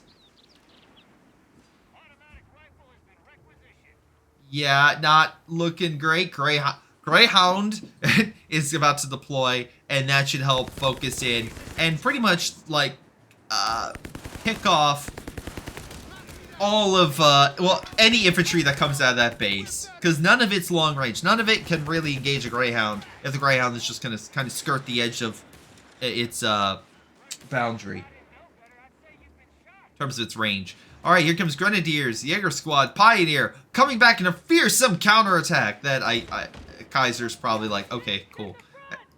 You picked up the MG. Wait, did you not get... Wait, no, we got Raid Package and 8 Rad and Medic Station, but no Veterancy for Draw Cab. Honestly, I think the Veterancy upgrade would have been a little better than the 221 pullout, because it would have made the infantry slightly better. And that might have helped them contend against all this. But now the Riflemen all have pretty much double bars, except for one, which I'm assuming can't be that far behind. Greyhound's now on the field. There's no successful AT to that. There's an ARAD. Hold on, actually. Maybe there's something. Oh, another unit I think just perished over there. All right. Fire the Faust. And it's just slightly stunned. 8 Rad moving on up. Kaiser has even deployed. He could deploy an AT gun. But nope, we're getting an engineer. Again, Greyhound is injured, so he needs a way to repair it. And right now, Greyhound, using its range, just pick off any Grenadier that pops its head close enough to the line. 8 Red trying its best and doesn't successfully push back the Rifleman. Meanwhile, we have forces down south. Pioneer could be next, which would really hamper the 8 Red and its ability to heal if it died. We have the Captain using its artillery support against the MG. MG pulling back.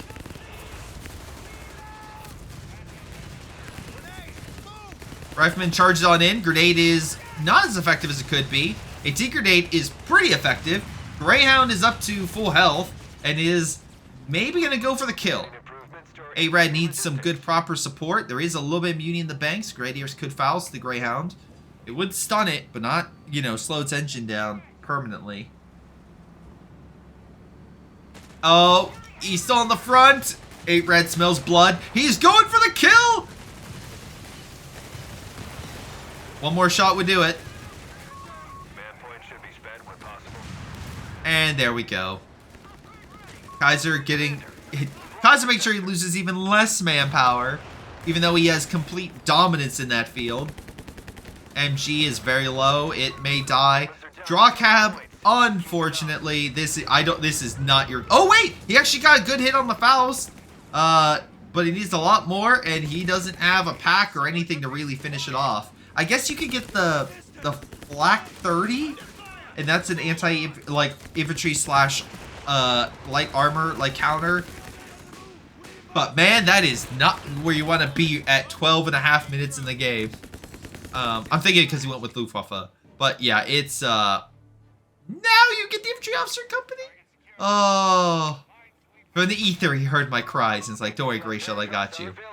But he doesn't have the resources to get well, at least at the moment, a Shrek for his Jaeger squad. So he's still lacking AT.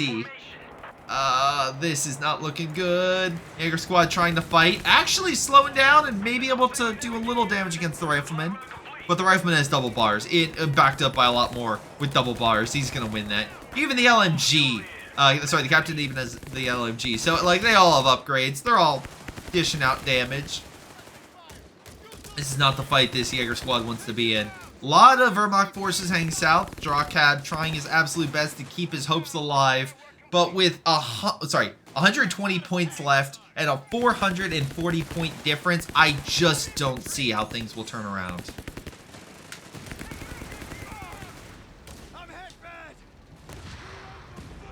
So yeah. MG opening fire. Greyhound about to kill the MG once again.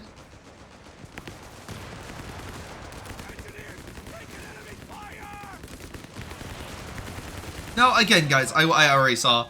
Again, players can have a bad matchup. That's absolutely fine. Yeah.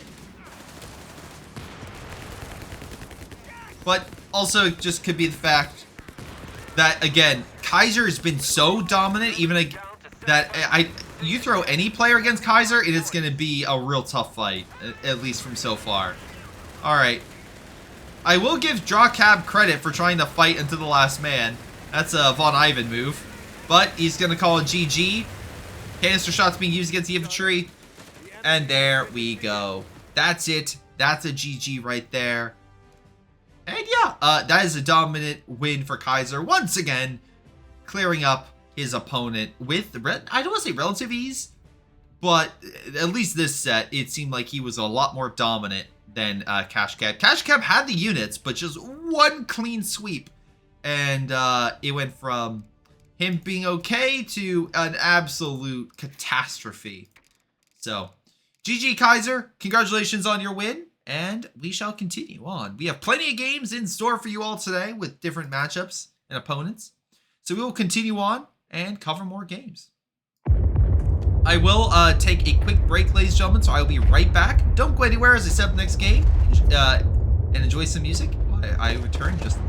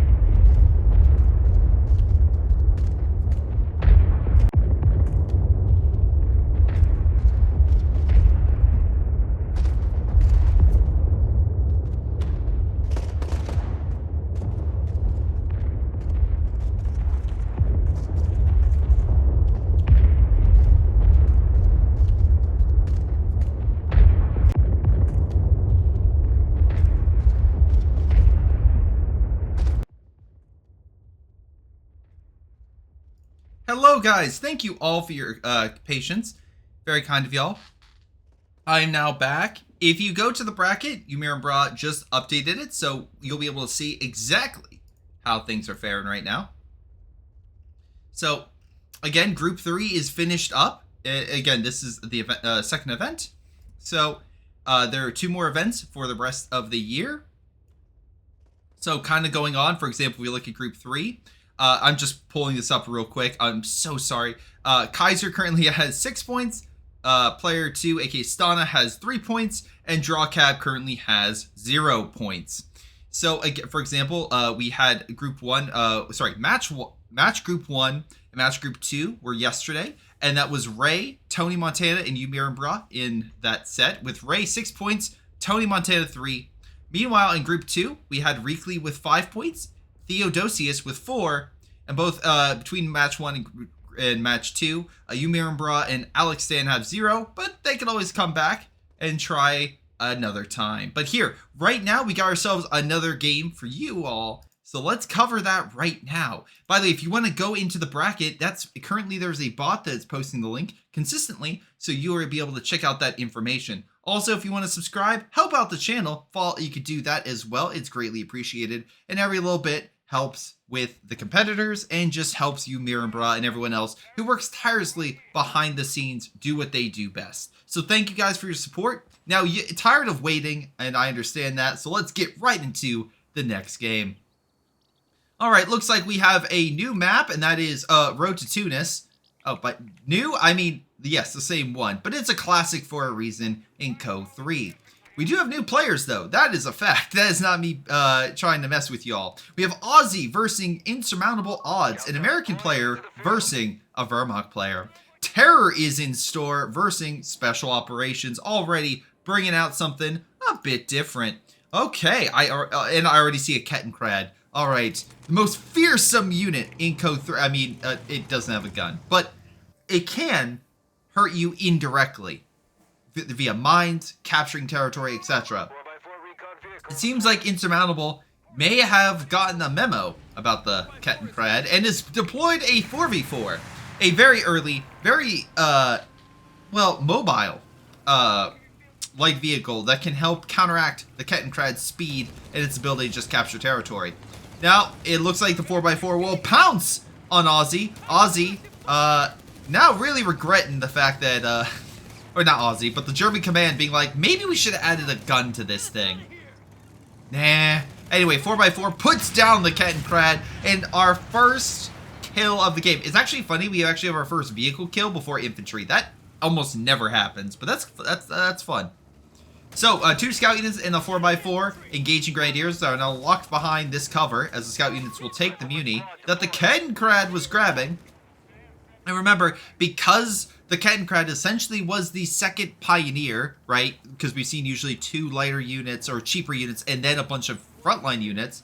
That's really going to impact, in this case, the Wehrmacht's ability to grab territory. We do have a deep grab with the pioneers going for the fuel. It's not connected, but if he does grab it, I mean, that's something he'll have captured, I guess.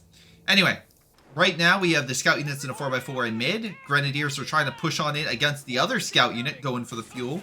Again, this one is actually connected, so if he wanted to, grab it, he could connect it, but alas, the Grenadier is going to stop him from taking that territory. So unfortunate for him, Aussie will win the battle and force him back. Riflemen are being deployed. Insurmountable. Oh, wait, hold on. Might take a loss here. Never mind. Aussie was firing shots. Might have had a bit too much in the... a little alcohol because he missed every shot. And the scout unit will make it back to base. 4x4 continues to be a nuisance. Patton personally deployed this 4x4 against Aussie to annoy him to no end. MG had to reposition and get behind some solid cover in a hope to try to just wait out the 4x4. Meanwhile, we have an engineer squad, a pioneer squad pulling on back. 4x4 continues to just cause havoc. And again, Vet 1, so its rate of fire is only increased. And it will get the ability to, well, be more of a nuisance if it wants to be and just start dropping MGs and mortars or another veterancy ability. Again, very annoying unit early on if used correctly, and it seems like odds, insurmountable odds, using it very well. I like the fact we're also seeing a little bit of a different tactic by Aussie. In this case, we have 2 MGs, right? So we have the double MG that is currently going on to kind of help hold back the riflemen, as well as maybe keep the 4x4 from diving in. But the 4x4 is still doing a really solid job, although there's a lot of territory that Insurmountable could still take. And what is funny is he went with the ability to deploy a howitzer and a weasel. Now, to be fair, that's a good combo, because weasel itself is already a nice unit to have as well, because again, just be another nuisance on the field for the Germans to deal with.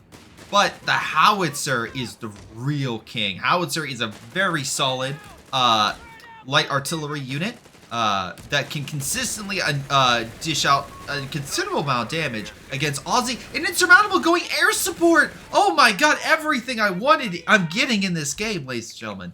We're not seeing infantry support. Now, I'm not saying that's going to help him win the game, not at all, but it is fun to see. And there's the howitzer opening fire. Grenadiers dodge the shot. MG and Grenadier opening fire. If he's able to get veterancy, he could activate the ability to activate his essentially his special rounds that can increase over piercing and damage. But last, not to be right now. What we are seeing is a 2-2-1, which can go hunting for these light vehicles in terms of its AT capability. If it wants to. But Weasel and 4x4 opening fire on the Grenadier, bringing it down slightly. Kill-wise, actually, the Germans are ahead right now with a few more infantry kills, but I'm assuming that's with the scouts. Unfortunately, again, the only downside to insurmountable odds play is... Oh my god!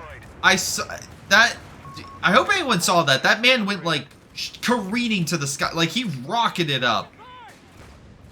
The Germans saw that and be like, wait, hold on a second. We could shoot men into space.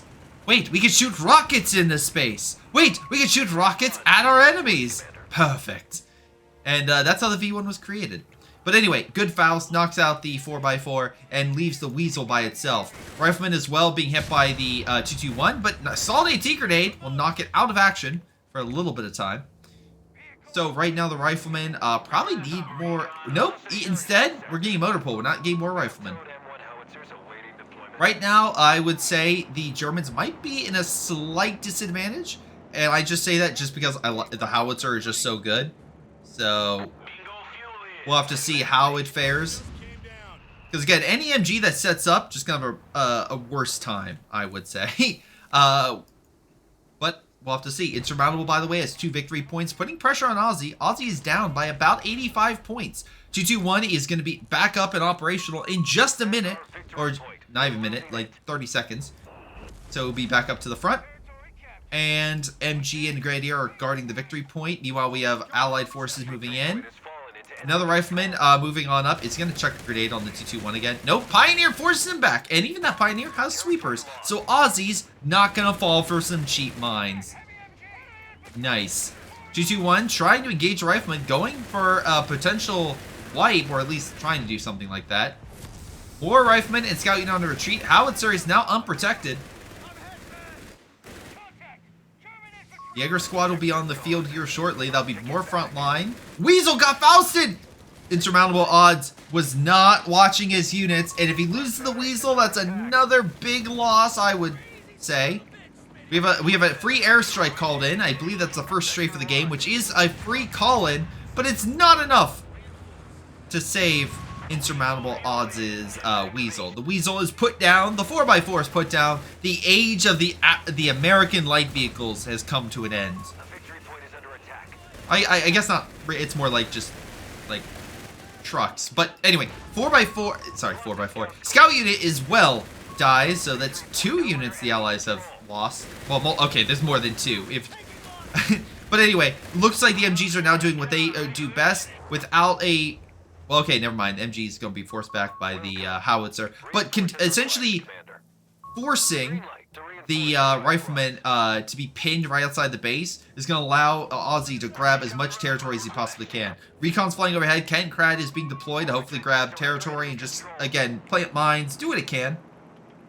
Insurmountable is getting a Greyhound 221 though is not a bad unit to have, because again, that Greyhound could face issues with this thing's AT gun if he gets the upgrade, which Aussie has enough resources coming in. He could absolutely get that. 221 keeping the scout unit back. Again, that rate of fire increase pretty solid at 1, and it just keeps getting better and better as it goes on. Oh boy. What's funny is he's gone terror, and right now he's pretty much blocking in all these men right here pretty effectively. Oh, there's Rifleman charging the scout unit.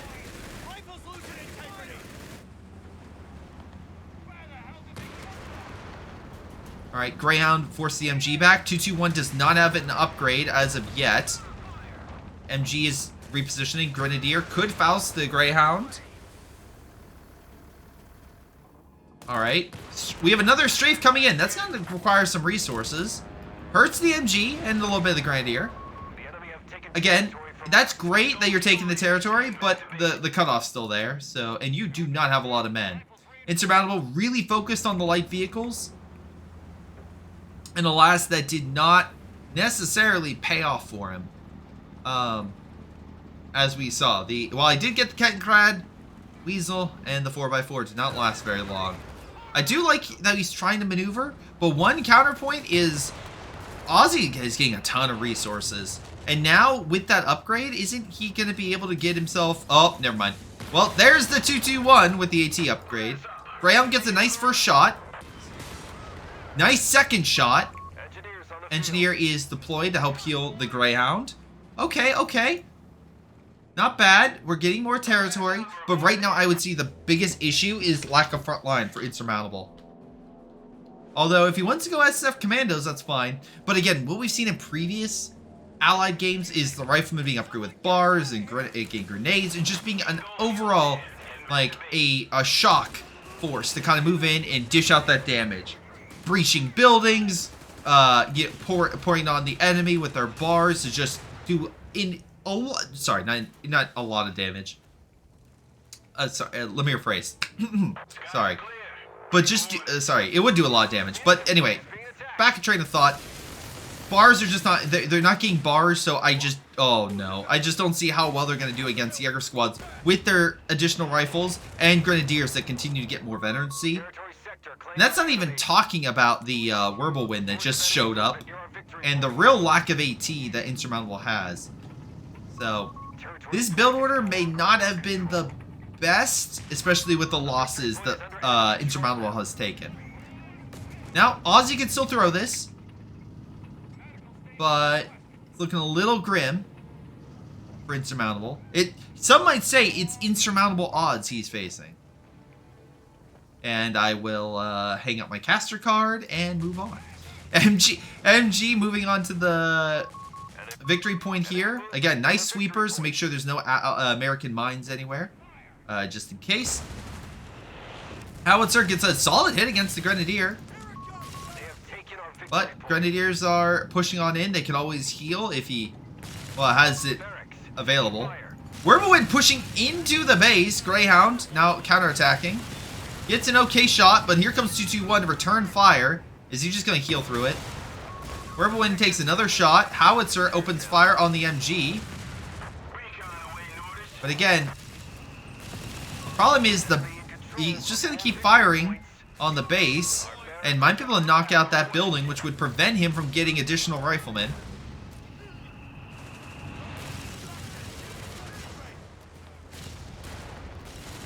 Riflemen are focusing on the Grenadier, trying to take out one unit at a time. It's successful. He forces it back. Greyhound moves on up. Here comes the 221. Never mind, 221 backing up. Oh, that was not a good shot from the Greyhounds. 221 preparing to open fire. Never mind, he's going to keep pulling back. He's fires a shot and he's like, I'm good. Kettenkrad just going to chill out. Is he going to... Is he? I'm sorry. I'm trying to look. He's not in a forward position to see. We have an M1 on the field, so the Americans have a solid AT option. Here comes the air support in a different fashion. So, Jericho Trumpet essentially is going to slow down all forces within his sector and make it slower to cap. So, it's just not a great situation when you're just trying to gain... I'm sorry, accuracy and speed. Sorry, not cap. It's not a great position to be in when you're already on the back foot. You're just going to... You're going to be slow to leave the base. And right now the M1 is good at preventing the Whirlwind from pushing up. Are you kidding me? Okay, Greyhound misses well. No one can hit the Cat and Crad. Sorry, but what I was saying. He really needs to extend out of his base and grab territory, but he right now is unable to leave. So, yeah, things are not looking great. Jaeger Squad and Grenadier opening fire on the Riflemen, again slowing them down. Outside, well, they have no cover, and they will shred them even more. Howitzer gets a decent shot on them. Unfortunately, it has just not done the damage. Aussie has been very good in moving, so we only have 7 kills. It's okay, but not nearly enough. Surprisingly, the 221 has gotten just as many infantry kills. Greyhound now moving out, engaging the Whirlwind. Interesting fight, especially with the 221 now moving on in. Remember, Whirlwind could activate a special to make itself, better at dealing with a unit like the Greyhound. Let's see. Greyhound is probably gonna die. Oh, wait, M1 gets the kill! Oh, okay. Insurmountable. Getting a solid kill right there. Let's not kid ourselves. It's not looking great for him, but he did get a solid kill. Hold on, we have another battle with a second Greyhound, and there's that special shot the Whirlwind can unlock. Those extra piercing rounds, and it's just not enough. The bombs went a little far. Greyhound is down, and we have a Martyr being deployed. Oh boy. It is not looking great. It's not looking great.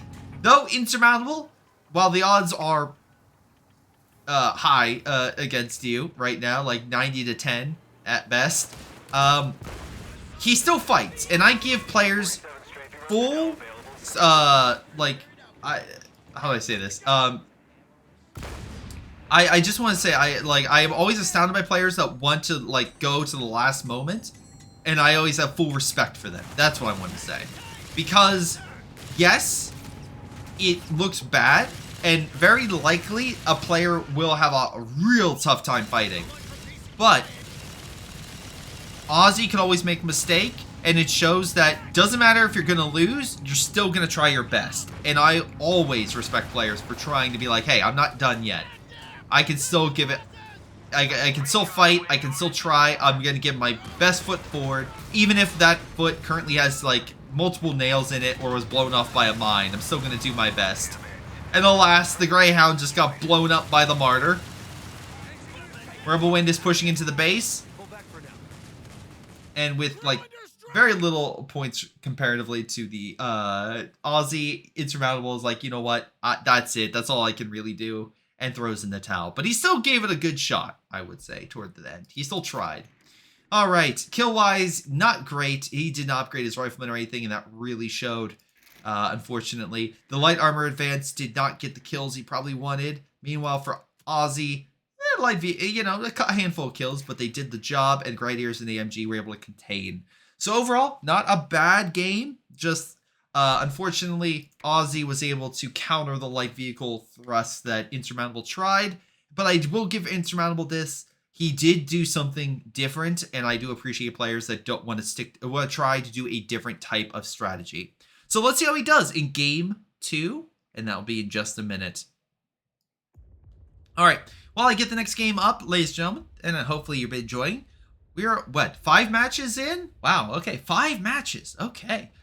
Had a lot of shorter games than I'm used to, especially for 4v4. Right now, games, especially with the 575 victory points, feel like they go on for way longer. And to be fair, a lot of players enjoy that. I do too. When casting, though, it can be a lot to cast, well, a number of games. Oh, you want to cast 5 games? Okay, well, the average game is like 40 minutes, maybe 50 minutes. So hopefully you have your entire afternoon cleared. But anyway... at the very least, with these recent shorter games, it allowed us to kind of cover quite a bit. And we still have more to cover in just a moment. All right, so let's see. As I pull up the next game, I do want to thank you guys for watching. If you want to support the channel, make sure you subscribe. Do what you guys do. It's greatly appreciated. You, Mirambra, and the team behind this Championship of Heroes put a lot of work into making sure that everything runs smoothly and you all can just enjoy rather than constantly see, chaos or technical issues or other things like that. So I always will shout out the people behind the scenes because there's a lot of stuff that could go badly, quite a bit. So let's see here. Let me make sure everything is looking good. Let's see. And we should be ready in about 20 seconds. So,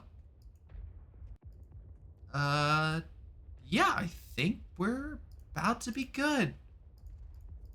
Let me just make sure I give the right person their win. Skadoosh. There we go. And, okay, we are set. Yes. Okay. So here, we're back in the game. We're ready to go. Aussie has his victory. Match 2, a best of 3. And let's do it. Hello, everyone. I'm GrayShot17, covering another game in this tournament. All right. We got ours in this set. Aussie's already completed match 1 with a victory. And Insurmountable, now as the Verwalk, is going to have to win a game and try to beat Aussie. Take him down a notch. We'll have to see how that goes. But right now, we're back on Road to Tunis. So, a familiar landscape for those currently watching. But hopefully, you all enjoy another battle on this solid map. We got ourselves a Cat and Crowd on the field. A Pioneer that is... I'm sorry, is it... Oh, okay. Oh, okay. I'm like, what is it doing? This is where I look in the middle of the game, and I'm like, oh, what's happening? Where the answer is literally below. He switched it out for the Stern Pioneer, and as we saw in previous games, the Stern Pioneer is an exceptional unit. Really strong. So, Insurmountable, bringing out the big guns, even though it's technically a cheaper unit, to really take on Aussie, who also brings out the big guns. Some would say the heavy guns in this, as heavy weapons, Pershing, potentially a heavy AT gun artillery combo, plus the interchangeable parts are essentially the most likely upgrades for, and also the flexibility of the assault half-track and all the other half-track options that the Americans have. So Aussie having some good units in front of him. Kettenkrad, you're not going to win that fight. I hate to break it. You don't have a gun. And unfortunately, this isn't a game where you can run people over. As much as I would love to see a Kettenkrad running over American forces, or just other enemy forces in the game. Rifleman ready. We have a mine that went down. Riflemen are moving in. Territory was not captured. Sturm Pioneer needs to get to solid cover. Nope, he's going to retreat. We have a second Sturm Pioneer. We're going out with a focus. Fascinating. 2 Sturms. Pioneer is grabbing the Muni up top. And the most of the Aussie's forces are pushing toward the bottom of the map. 2 scouts, 2 riflemen. We're seeing right now 2 Sturm and an MG42. Kettenkrad is going to need to grab some repairs before it is able to move up. Sturm Pioneer is going to, again, pull back. Riflemen grabbing the middle territory. So Aussie so far winning the big battles, or at least the early engagements. But here's the thing. Someone might say, oh, Aussie just won every battle. Isn't that great? Well, yeah, look at the infantry killed. There's a 0 there. So, Insurmountable may have lost those battles, but he didn't lose a single manpower unit. Not a single one. So, if you didn't lose a drop of manpower, you're still pumping out units. Meanwhile, while the Americans are taking territory, you can reorganize your lines and come back swinging. Such as this Pioneer that's quickly decapping the victory point over here. Never mind, he's going to chase. MG is unfortunately in opposition. There are multiple riflemen, but again, pulls away. Finally loses a unit. Kettenkrad moves on up, now backing on up to finish capping the territory. Battle in mid with double Sturm. Now again, Sturm is better, well, without the upgrade, I guess, medium range, and then with the SG-44, medium to close range. But as you can see, actually doing quite a bit to the riflemen. A second rifleman squad needs to come on in to assist. And yes, that's exactly what is needed. Because look at the Sturm. These are Sturm pioneers. And they just beat a rifleman mano a mano. The second rifleman squad's like, you know what? I'm good. I saw what you did to Frank. I'm okay. I'm going to leave now. And yeah, he went back to the middle of the map. Okay. Now this is going to increase the damage that they do, but it comes at a cost. So as you can see here, 10% bonus damage, but they take 20%. And they already don't exactly have the most amount of health, right? Look here, 480, and these are what, 330? So again, not a lot of health with these units, so they are a little bit more squishy than your Grenadier. But, nice thing though, I guess pound for pound, they have more health overall than a Grenadier, because what, 480 divided by 6 is about 80 health, where every one of these units has about 110? So, squishy overall, but a little bit more solid per man. That extra damage output, they're trying to hit on the Scout. Alas, no kills for him. Scout unit manages to get away. We have half-track coming on out.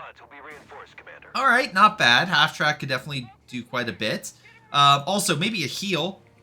Can I get some health for the Sturm Pioneer, please? Tencrad is going to try to take the territory. Well, whose mine is that? Oh, Insurmountable, right. So, Tencrad doesn't need to worry. Grenadier's trying to decap the Muni. So, extra damage is solid, but remember, the Rifleman could do more against the Grenadier in a straight-up fight. Now, luckily, in yellow cover, it's a little less damage, but still, I think the Rifleman will... Ooh, wait, hold on. I thought the Rifleman being in green cover would win that, but Grenadier is actually holding himself decently well. So maybe I did... Okay, maybe not bad. Also, the extra Muni probably helps. Here comes the half-track. Hold on. Start losing men. Get the Faust. Oh yeah, it's all coming together. Alright, Rifleman, well, this point was decapped. At least the unit was forced away. MG is holding onto that territory. Grenadier is pulling back. Sturm Pioneer is chilling. Oh, the Rifleman's right there. That's why he can't push up. Meanwhile, we have Sturm Pioneer. Looks like they successfully pushed back a Scout. We had now 3 Sturm Pioneers. And a 221. Okay. Plus SCG-44 upgrade on 1 unit. Oh my god, quad mount went down?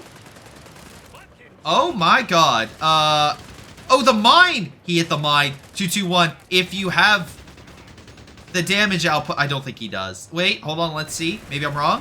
Maybe he can? It's gonna be close. AT grenade from Aussie is not available. He doesn't have grenades. Oh, he doesn't have grenades. He just needs to focus. But the Rifleman can focus on him. It's so low. There it goes. The 221 manages to defeat the quad. Insurmountable odds coming in with an insurmountable attack against the quad and winning. That's a big loss for Aussie, losing his light vehicle so early on. Especially to a 221 without an upgrade. And, but the only catch is that Aussie is still doing a good job capturing territory. That's the one thing I will say. Overall, territory-wise, Aussie's still very strong in that department. But I cannot deny the fact that an early kill against the half-track is going to throw Aussie back a bit. There is a second half-track on the field. Again, assault half-track, but he's moving on up. Got himself the quad upgrade. Can switch now to any upgrade he wants in the future. Black 30 being unlocked. That is solid against infantry and armor. You have to activate the suppression ability to have it hurt infantry, but still, very good at what it can bring. Alright. Sturm Pioneer going to be in the building, but quad mount can still fire. 221 is hitting the Rifleman. They do have grenades now, so 221 has to be careful. He can't just dive in like before. He could be grenaded. We have ourselves... Are you kidding me? Well, we might see a Borgward. Oh god, Borgward? I sound like I'm talking gibberish, or I'm having a stroke when I say that. Like, if I say Borgward, someone's like, well, Greyshot's having his stroke. But nope, he got that option. I would love to see it in this game if he deployed it. MG and Flak 30 managed to push back the Rifleman. Grenadier is being forced away. Oh, but it's taking additional damage on the retreat. That came in. That was unfortunate. All right. Support elements, so we could see ourselves a, what is it? A Martyr or a Whirlwind potentially coming onto the field. Meanwhile, Flak 30, again, getting additional sight from the Kettenkrad, which helps to shoot the rifleman from afar from its maximum range. 2-1 moving on up. Again, I would say with a Kettenkrad, maybe start grabbing territory. Because right now, resource-wise, when the enemy has 3 times the immunity you have and nearly twice the fuel, things are not looking great. Fighting position, of all things, is being set up. There's a heal point here because he went with mechanized, and a mortar pit, I assume, or is this going to be an MG to help defend the territory? Kettenkrad goes down in the fight. Black 30 pushes back the quad.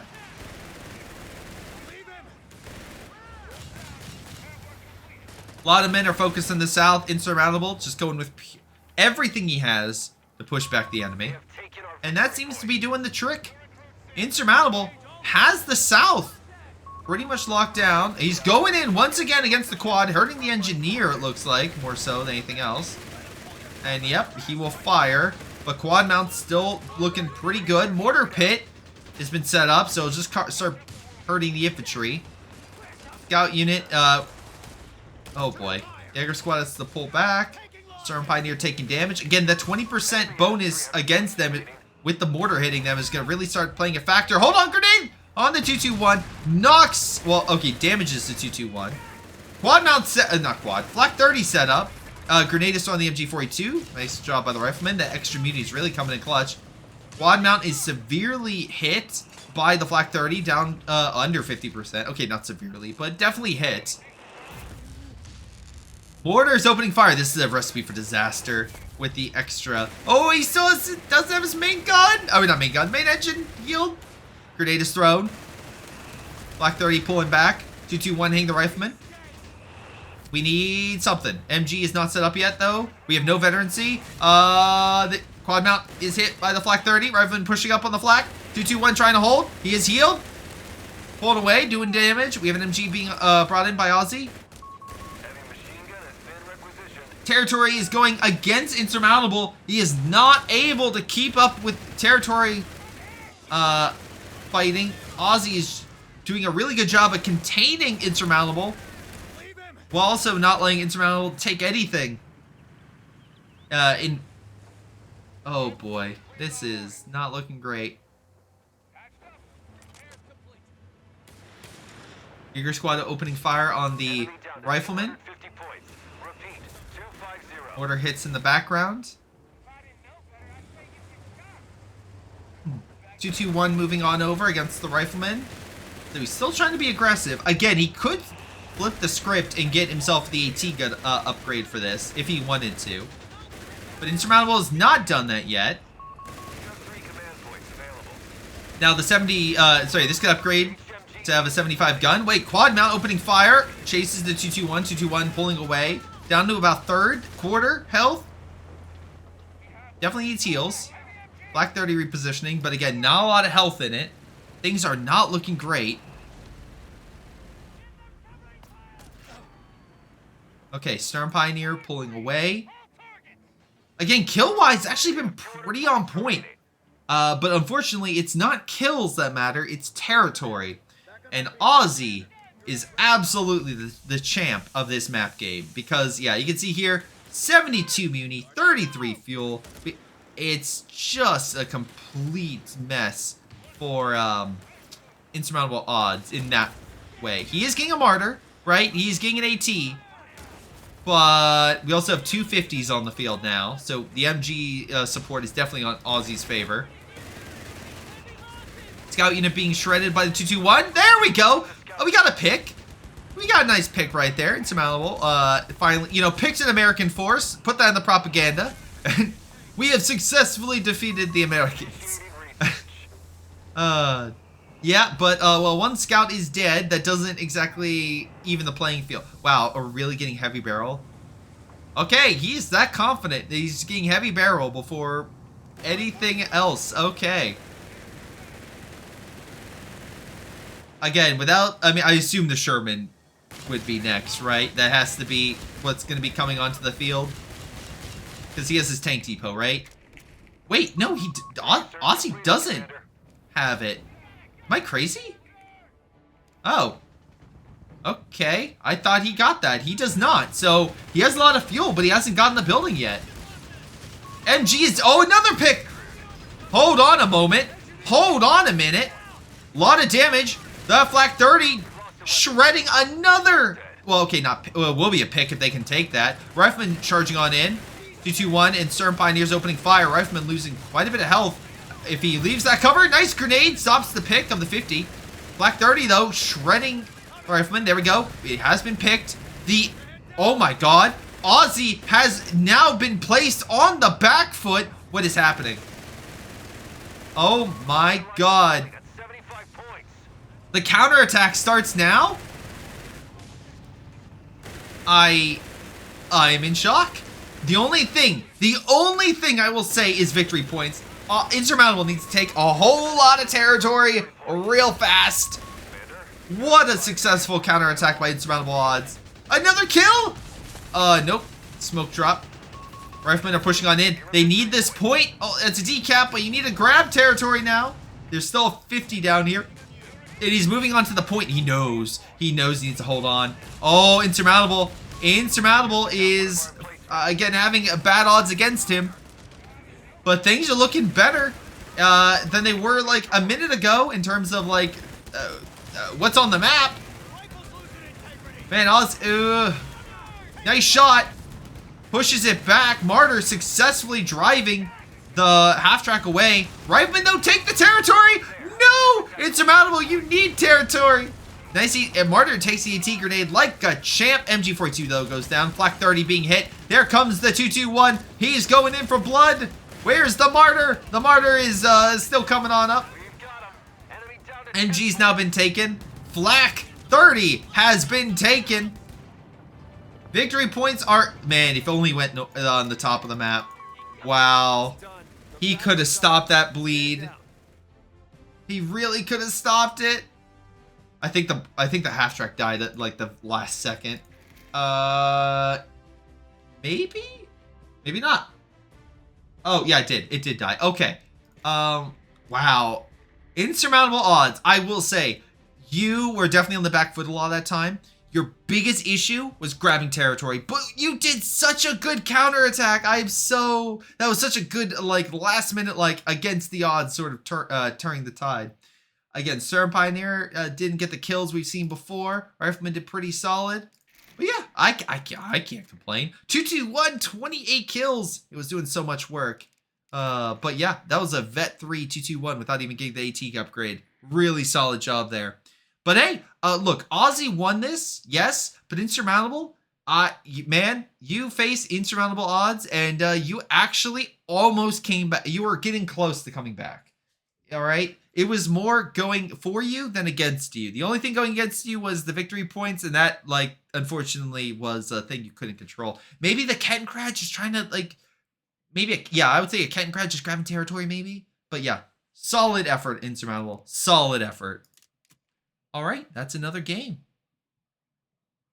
All right, thank you, everybody, for tuning on in for that set of matches. We got another set for you in just a moment. So don't go anywhere. We'll be right back in just a moment with another set of games. So yeah, no, you should be good there. Alrighty, so let's see. Let me get everything set up. If you have any comments, questions, concerns, please let me know. I'll gladly do it. Sorry, answer it. Let's see. Let me make sure I get the next game, and that is correct. Yes, it would be this one, I'm pretty sure.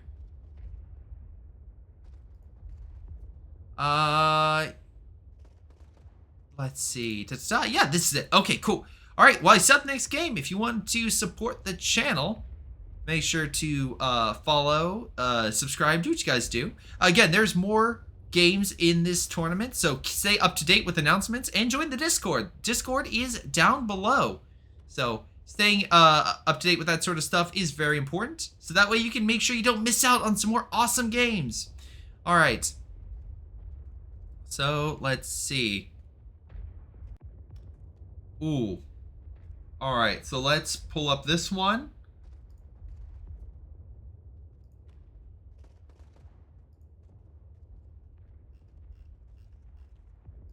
And by the way, so again, as we continue, the brackets are being updated. So again, that was a victory for Ozzy. Ozzy will continue on with 3 points under his belt. So excellent job for him. We still got some more sets of games, so and I'm currently setting that up, I promise. And I have good news. We are changing the map, ladies and gentlemen. The map is officially changing. So if you're like, man, but I like the desert. We're no longer on the desert. We're leaving the desert. The desert is in the past. So, let me make sure that we get this next game set up. Oh, Achilles, thank you so much for the raid. Thank you so much, Achilles. We are currently setting up for the next game. I am about to start in the next probably 15 seconds. Just want to make sure everything is set up with the stats and all that. So thank you so very much. Hello, everybody. But yes, thank you, Achilles. Thank you, thank you, thank you. All right, looks like we are set up and we will go live with our next game. So thank you all for your patience and let's jump into it. Alrighty. Hello everyone, I am GrayShot117, giving you another set of matches. In this set, we have Nico as the Vermach versus Ozzy as the American. Right now, in the last set of games we covered, Ozzy was able to beat his opponent insurmountable odds, though it was a close match toward the end of that. So it was awesome to see. In this matchup, I don't know. Nico's, again, a pretty solid player, all things considered. So this is probably going to be very fun. Meanwhile, Ozzy is deploying an engineer and a scout, so a little different than what we've seen before, but airborne. We got ourselves the trusty airborne battle group. Meanwhile, the Nico, as the Vermach, has gone with 2 Pioneer and a Grenadier. What is interesting that I find is in every single game, it's been Americans versus the Vermach. We've seen one Brit come out, trip, fall flat on his face, and have a bad time. And then we have not even seen the Africa Corps. They've stayed in the dugout, I guess. They've just not come out to bat. So we'll see. I hope to see an Africa Corps player in these games, but so far seems like the Vermach and the Americans are the 2 favorites in this tournament. Now, again, faction picks and map picks are all dispersed on Elo. If you want to see rules and go into details on that sort of stuff, that is, of course, like in the Discord, in the links that constantly going on, such as the brackets and stuff. So check that stuff out if you want to go into details about how all this is organized and how this is sorted. But Elo plays a big part in all that. So we'll have to see how this game goes and how each side ranks up. Pioneer getting a few shots on it from a rifleman squad in a building, but does successfully take the territory, so good job on Nico. Actually, Nico has grabbed 2 territory points that are close to the center of the map. Actually, 3 with the fuel. So, awesome job there. 4x4 is on the field. Ozzy bringing out a light vehicle. Meanwhile, we have a rifleman being engaged by Grenadier and a Pioneer. Moves back. There's a truck here for some solid cover, so we can hopefully hold back the enemy. Alrighty. Right now, Grenadier is pulling away. 4x4 opening fire on the Engineer. Scout unit as well engaging, so this would be an easy fight if it wasn't for potentially the Grenadier coming in on its side. More riflemen are being deployed. Nico going with Breakthrough, and not a bad choice. MP40s are a solid upgrade for the Grenadier in order for them to go toe-to-toe with a rifleman at closer range. And also, this is more of an urban map, so there's a lot of places where the Grenadiers can move in, have cover, sprint to cover to cover. Riflemen can still dish out a lot of damage with their bars, so do not underestimate them. But, yeah, not a bad choice. Plus, the handy-dandy Tiger tank is, you know, it's a solid heavy tank. you know, it has a bit of a reputation. I don't know. I know that many people don't know about the Tiger heavy tank, but you know, it was a heavy tank the Germans used, if you guys don't know. And it looks like this battle group does feature it. Oh god, I'll stop digging the hole I'm in. Anyway, Scout managing to grab the fuel. Grenadiers slowly being pushed back by the 4x4 and Rifleman. Nico just in a real bad situation. He's not really getting cover. He's on the main road. No cover to help him out, and the Riflemen are just slowly pushing him back. He's losing model after model. He reinforced that one, so at least this one's a little better. But the other one's heading back to base. So not a great engagement for him. He is upgrading to the Luftwaffe company. So 221 potential, Flak 30, Wirbelwind, Martyr. Plenty of good options. Also maybe veterancy for his guys. Make himself a little bit harder to hit. Meanwhile, we got ourselves an airborne drop, and that is going to be Aussie deploying behind Nico.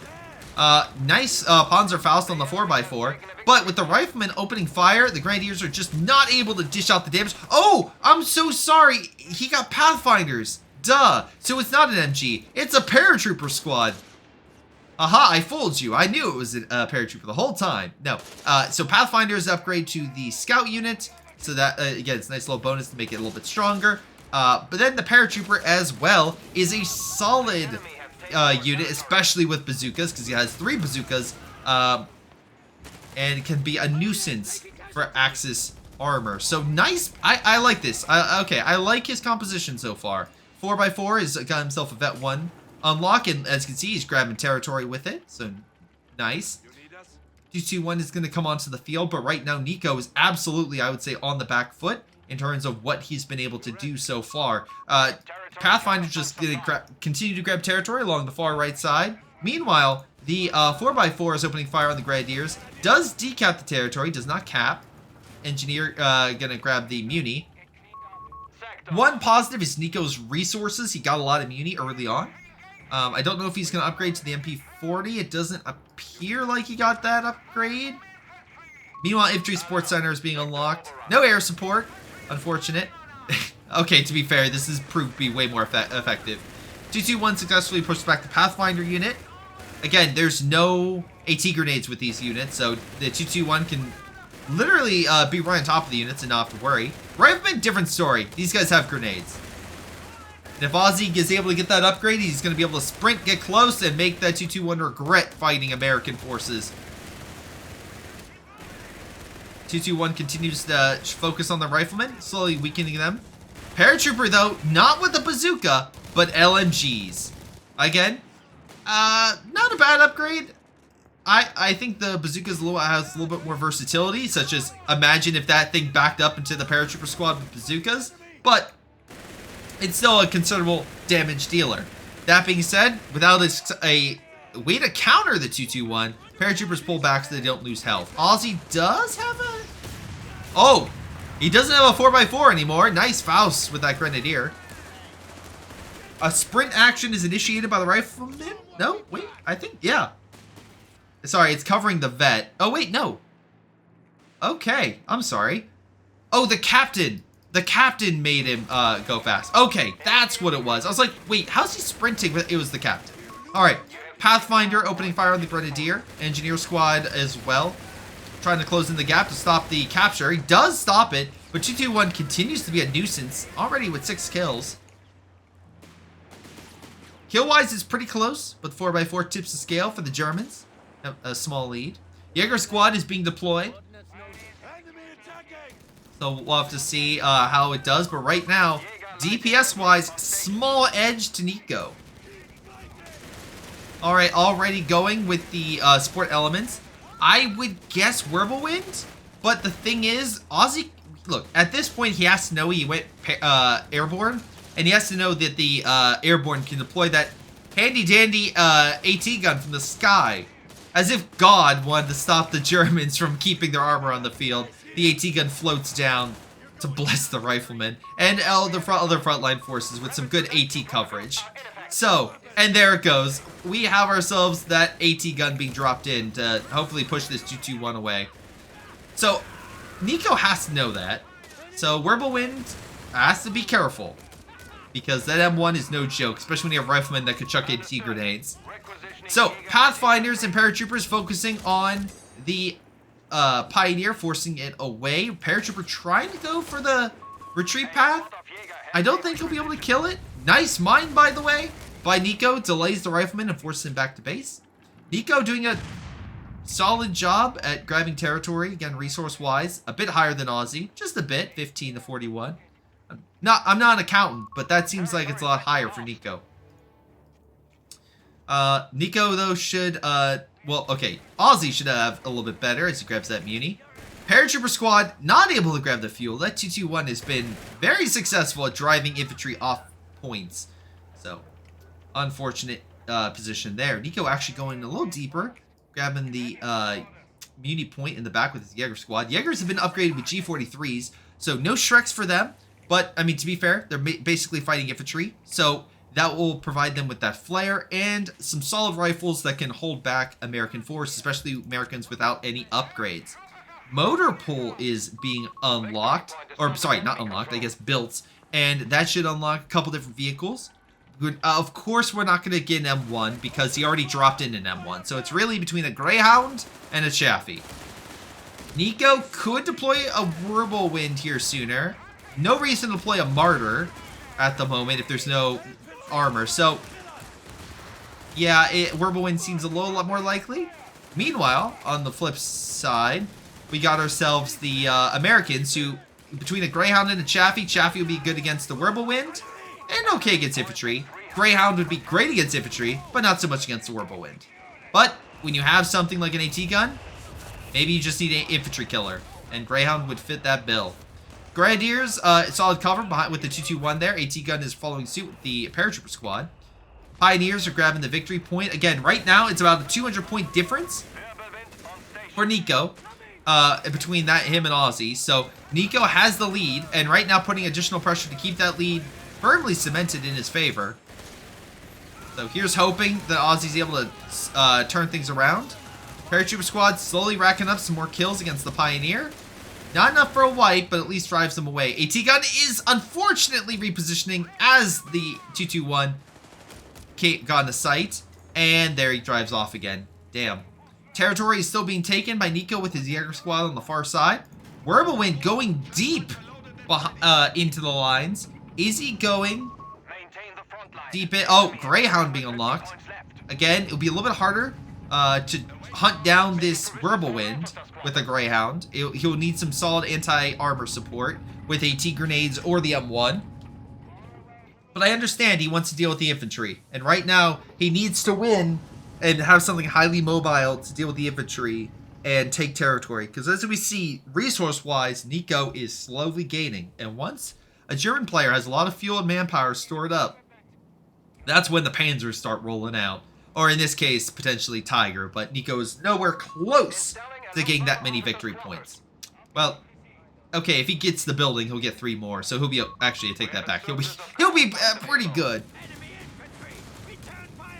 All right, and a battle commences. Rifle grenade is fired.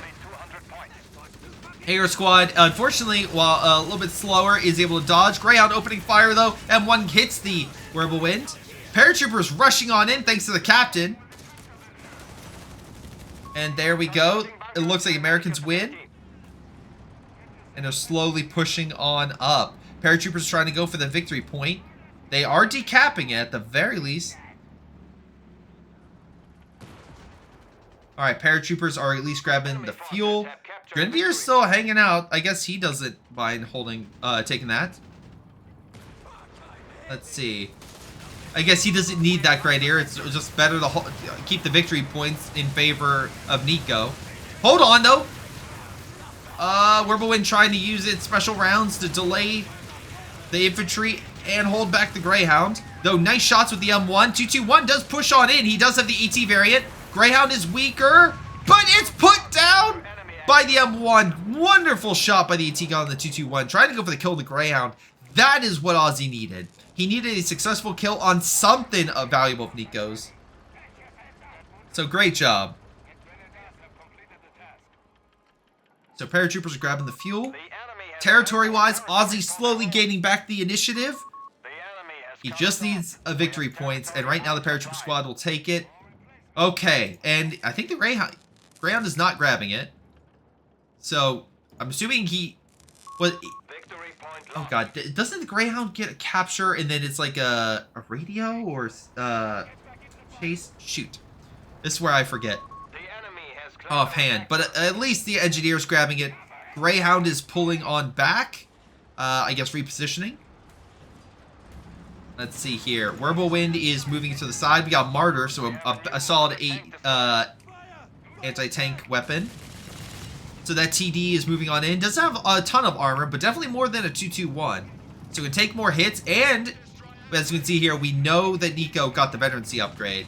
So all of the units are now going to pop out at 1. So for this thing, increases accuracy, which every little bit helps. Whirlwind forces the troops over here away. Grenadiers grabbing the fuel. Victory point is being contested in mid. Rifleman may need to get on that point. Oh, because every single time he grabs that, it's going to start the countdown against Aussie. Aussie did get bars, and he's trying his best, but Jaeger squads are overwhelming his riflemen. A T-gun is now open to a potential push by Nico's forces. Alright. Luckily, Engineer Squad is grabbing the victory point here, so it should stop the bleed. Though again, Aussie can't afford to bleed out all that much. Whirlwind repositioning. Paratroopers engaging the riflemen. If it was just a mano-a-mano, paratroopers would win that. Greyhound moving on up, fires against the Whirlwind and bounces. Decides a new target is in order. Wow, Grenadier was able to Faust him? Wow. Okay, that was a mistake by the Greyhound for being that close. Paratroopers are holding on to the point. He needs to take it. He's going to maybe sacrifice the paratrooper. Oh, he's not going to sacrifice it, but, you know, sacrifice a man or two. But no, he's just low on health. Fighting continues. Riflemen are pushing on up with the captain, take the fuel. Grenadiers are holding on to this victory point while Jaeger squad grabs the other one. So again, Nico doing very well with the victory points and the territory. Mine going down here, which would potentially stop infantry and armor from moving. A third rifleman squad is deployed. But the problem is, it's not the infantry. Because, again, okay, Nico does a lot of good infantry. But that should be a lot better. Right now, it's the Whirlwinds. We have 2 Whirlwinds on the field right now. So. Yeah. Oh, boy. Pioneer is currently grabbing the territory on the far side. Resource-wise, Nico is staying ahead in Muni. Fuel, it's pretty close.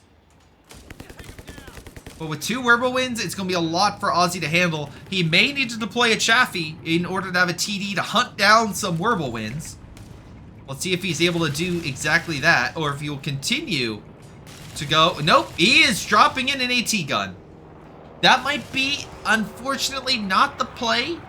And I say this, and I'm not sure, I do not want to, like, again, these players are way better than me. I want to point that out 100%. The reason I say that may not be the play is because the buildings, right? You're blocking sight, potentially, for the AT guns to lock down and fire on the Whirlwinds. If they're in this big open courtyard, it's way easier to fight. But if in, like, hiding behind those buildings, not so much. Good grenade, though, by the paratrooper squad. Forces the Jaeger squad to retreat. Alright, now the armor's in mid. This could be a good fight for Aussie. Greyhound engages the Jaeger squad. AT gun is focusing on one Whirlwind, but another one is pulling away with Martyr support right there. Jaeger squad focusing on the AT gun. There's another one coming on up. The infantry needs to focus on this. AT gun is vulnerable. Luckily, he retreats. AT gun repositions. Territory slowly being capped, but so too is Nico grabbing the victory point. Again, it's against Aussie. He needs a victory point. Pathfinder trying to move on up and engaging the Grenadier. Middle secure. Armor is going to heal in the back thanks to a Pioneer, though may take a minute. Very least Rifleman can go for the victory point here.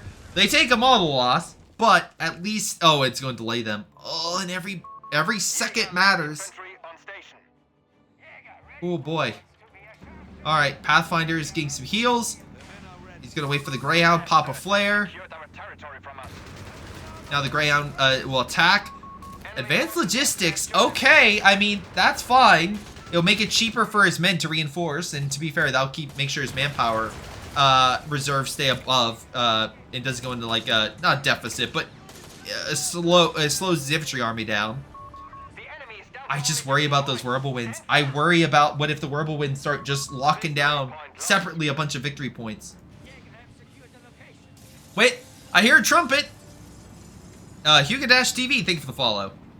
Alright, Captain, Rifleman, Paratroopers, they're pushing mid. Whirlwind moving in. We got ourselves a second martyr on the field. Here comes a recon? Here comes a recon. Maybe that will focus the air. Well, no, there.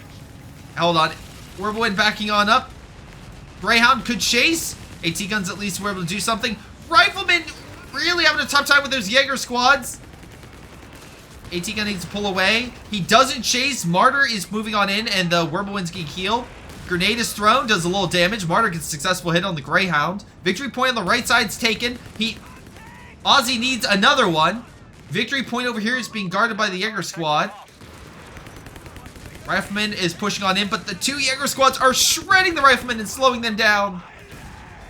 Nice shot with the AT gun, pushes back the Ozzy's Whirlwind. Again, so long as the Whirlwinds are in mid, those AT guns have clear line of sight. It looks like a Grenadier swap itself out for a new Jaeger squad. Territory's being taken, but it's a 440 point difference. AT guns opening fire on Nico's Whirlwind. Second successful shot. Okay. Middle is held. Now Ozzy just needs to hold on for dear life. And I do mean that because he has 29 victory points left. Not a ton of muni in the bank. Decent amount of fuel. More so than Nico. Nico, though, his armor is still alive. His infantry is vetted. And he still has a very solid fighting force ready to go.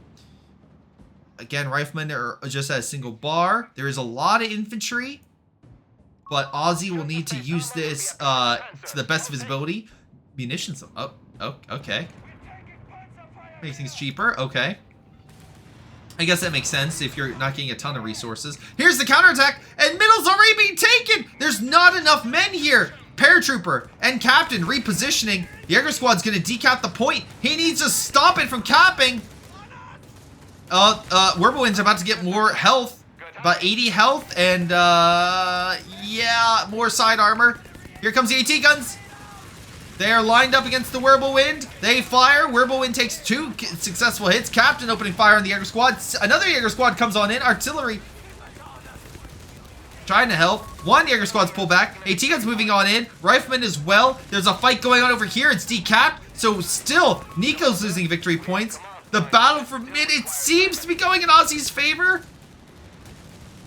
He's holding. Every man is holding. And right now, manpower-wise, he's looking better. Those 20% discount on reinforcements is really helping him out. Grenadier is actually pretty low. Rifleman is taking the point. AT guns are so far doing a solid job at holding back 4 armored vehicles compared to 1.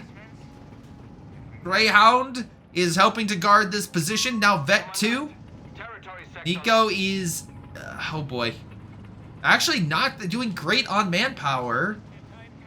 Fuel-wise, he's also not, to actually take that back. He upgraded his stuff. That's what some of the costs went to.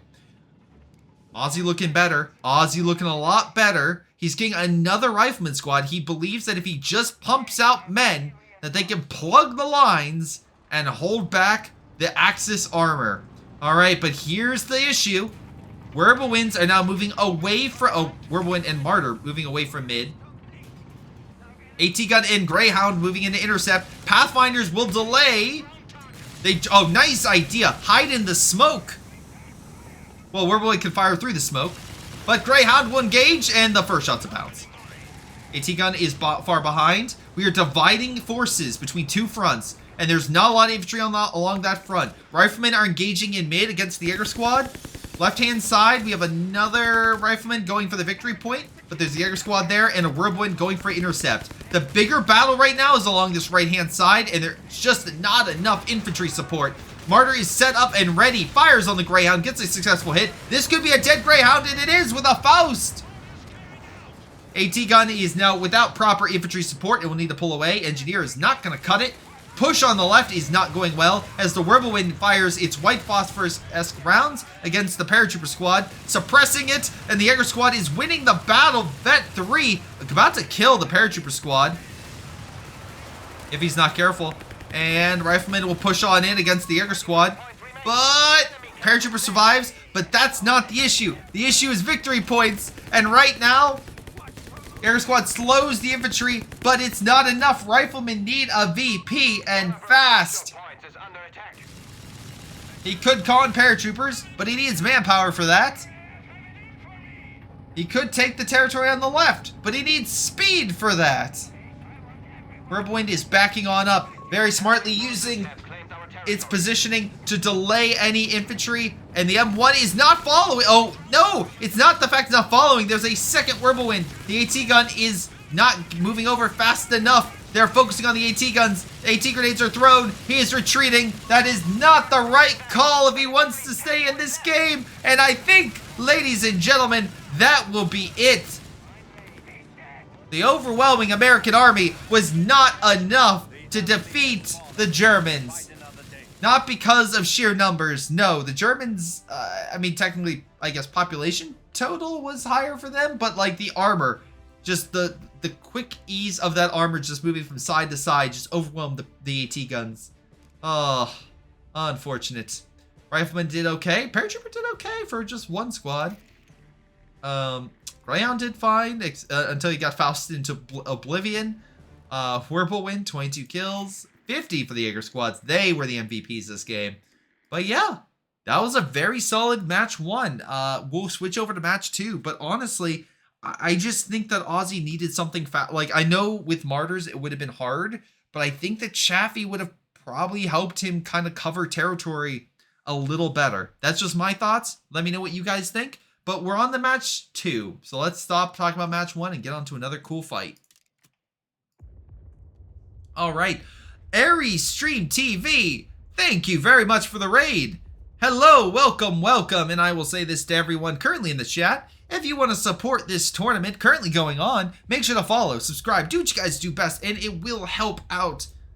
Because again, there's a lot of people in the games that you see. You can see all the players above in these match groups.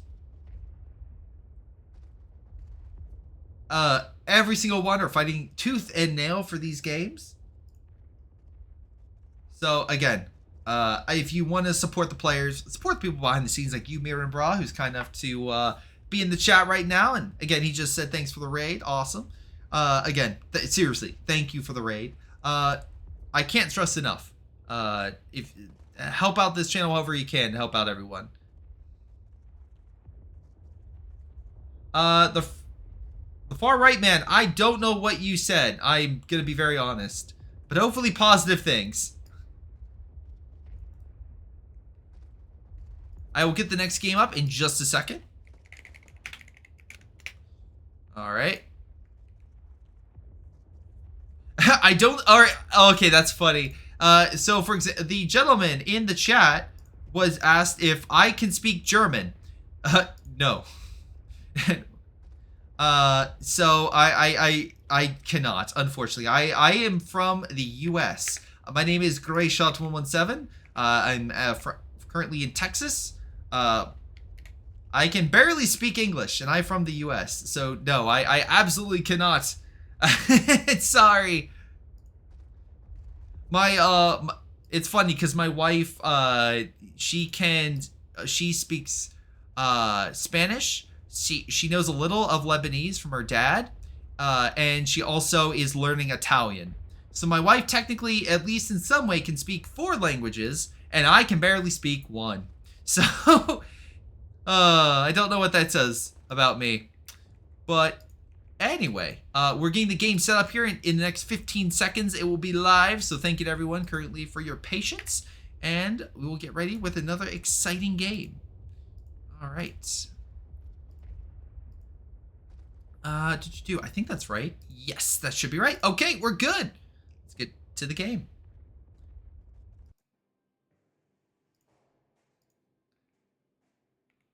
Alrighty, so let's jump on into this game.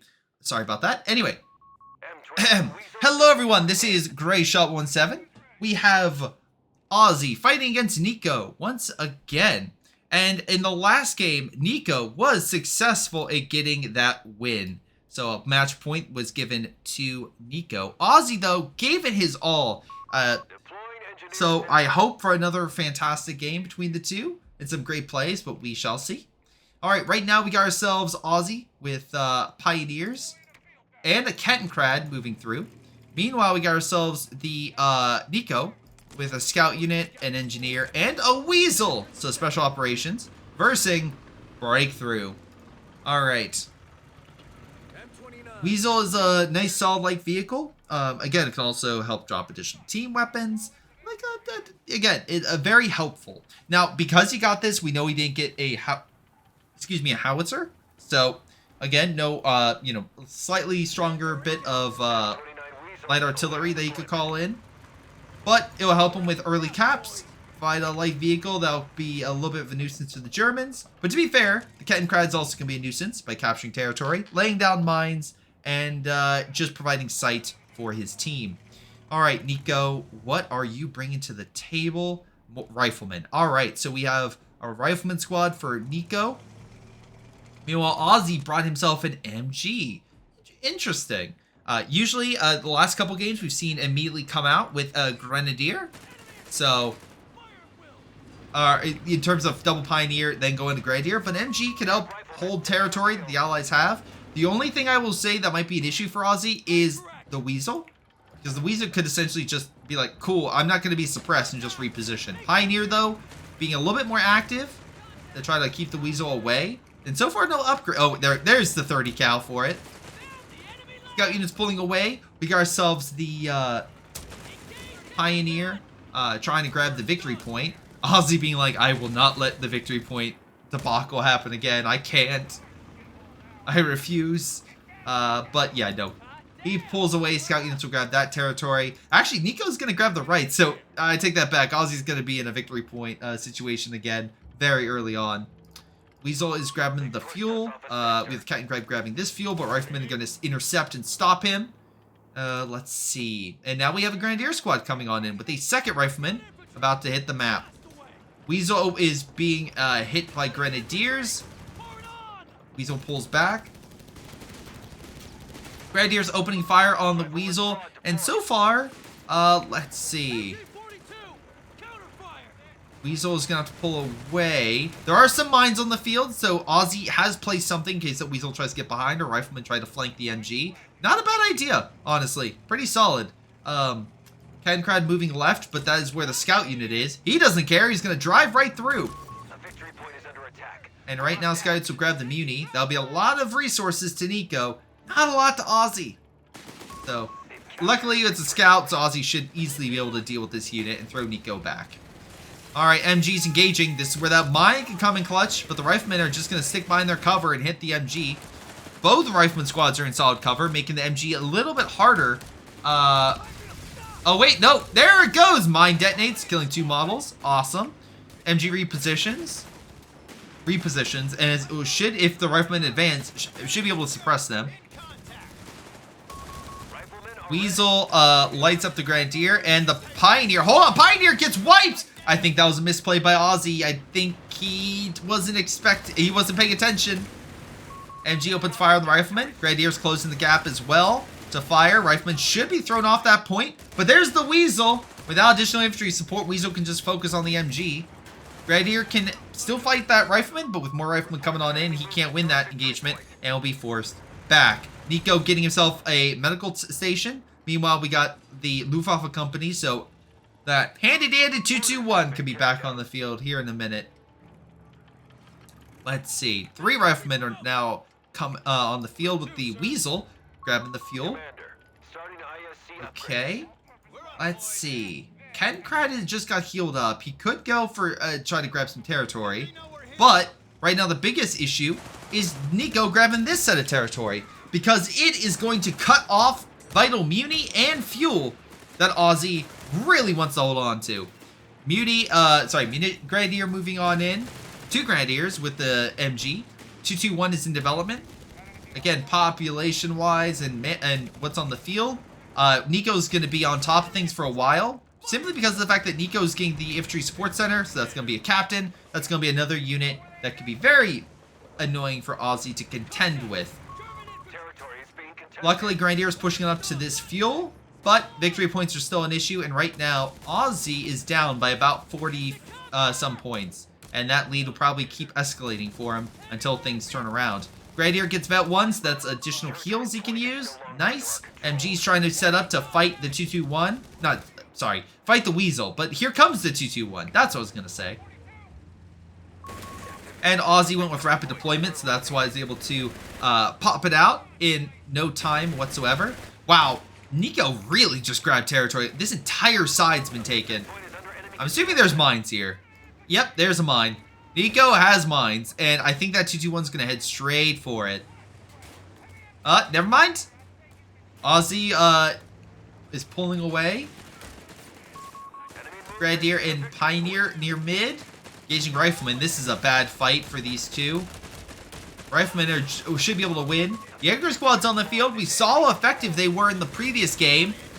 They can get it up. I think it'll be okay. Alright. Meanwhile, we got another Rifleman squad that is suppressed thanks in part to the MG. Kettengrat did die, though, I think, to a mine.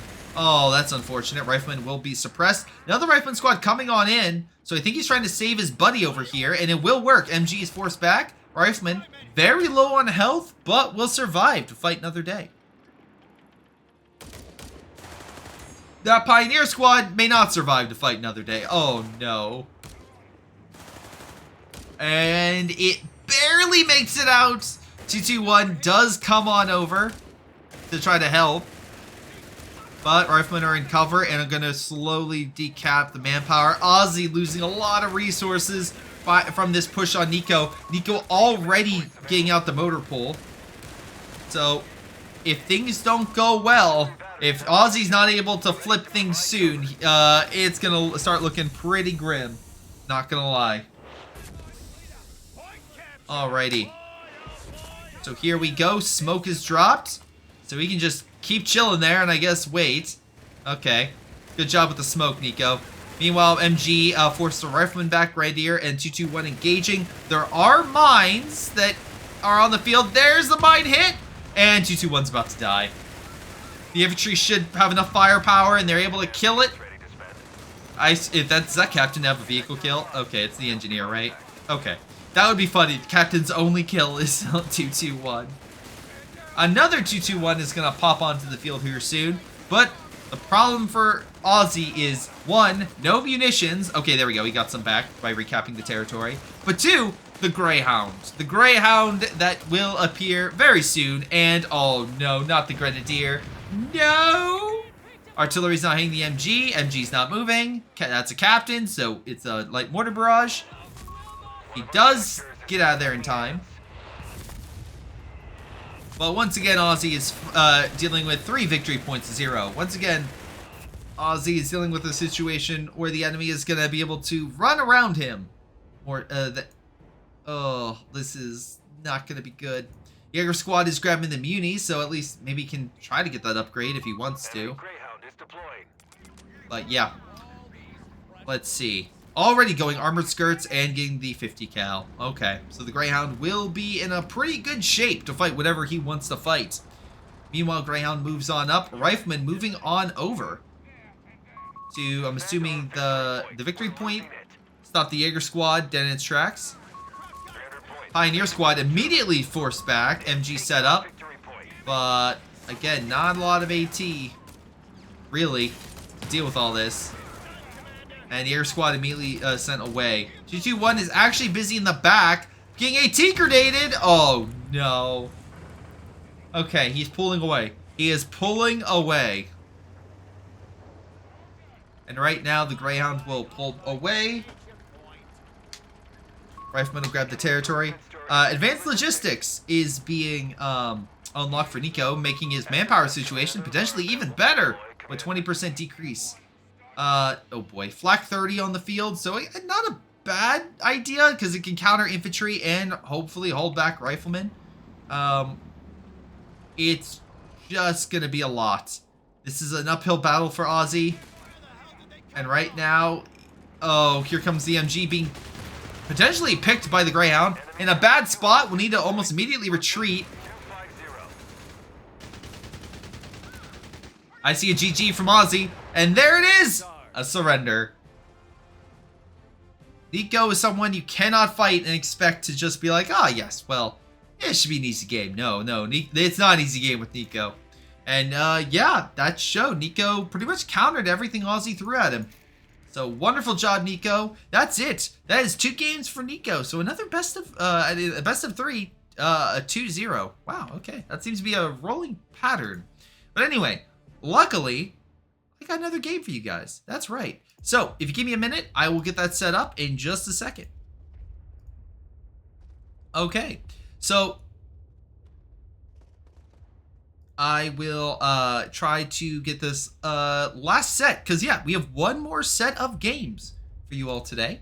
So I will get that going. But thank you all for watching again. Yeah, I see a lot of comments about German. I'm sorry. Yeah, I don't speak German. I'm sorry. I know a lot of co-players that can speak German. Funny enough, I think Ovadi is currently online. So there you go. That's another that's another player. But yeah, ooh, okay. And good news, we got another map. So if no Road to Tunis for y'all. Something a little different. All right. But here, let me get everything set up.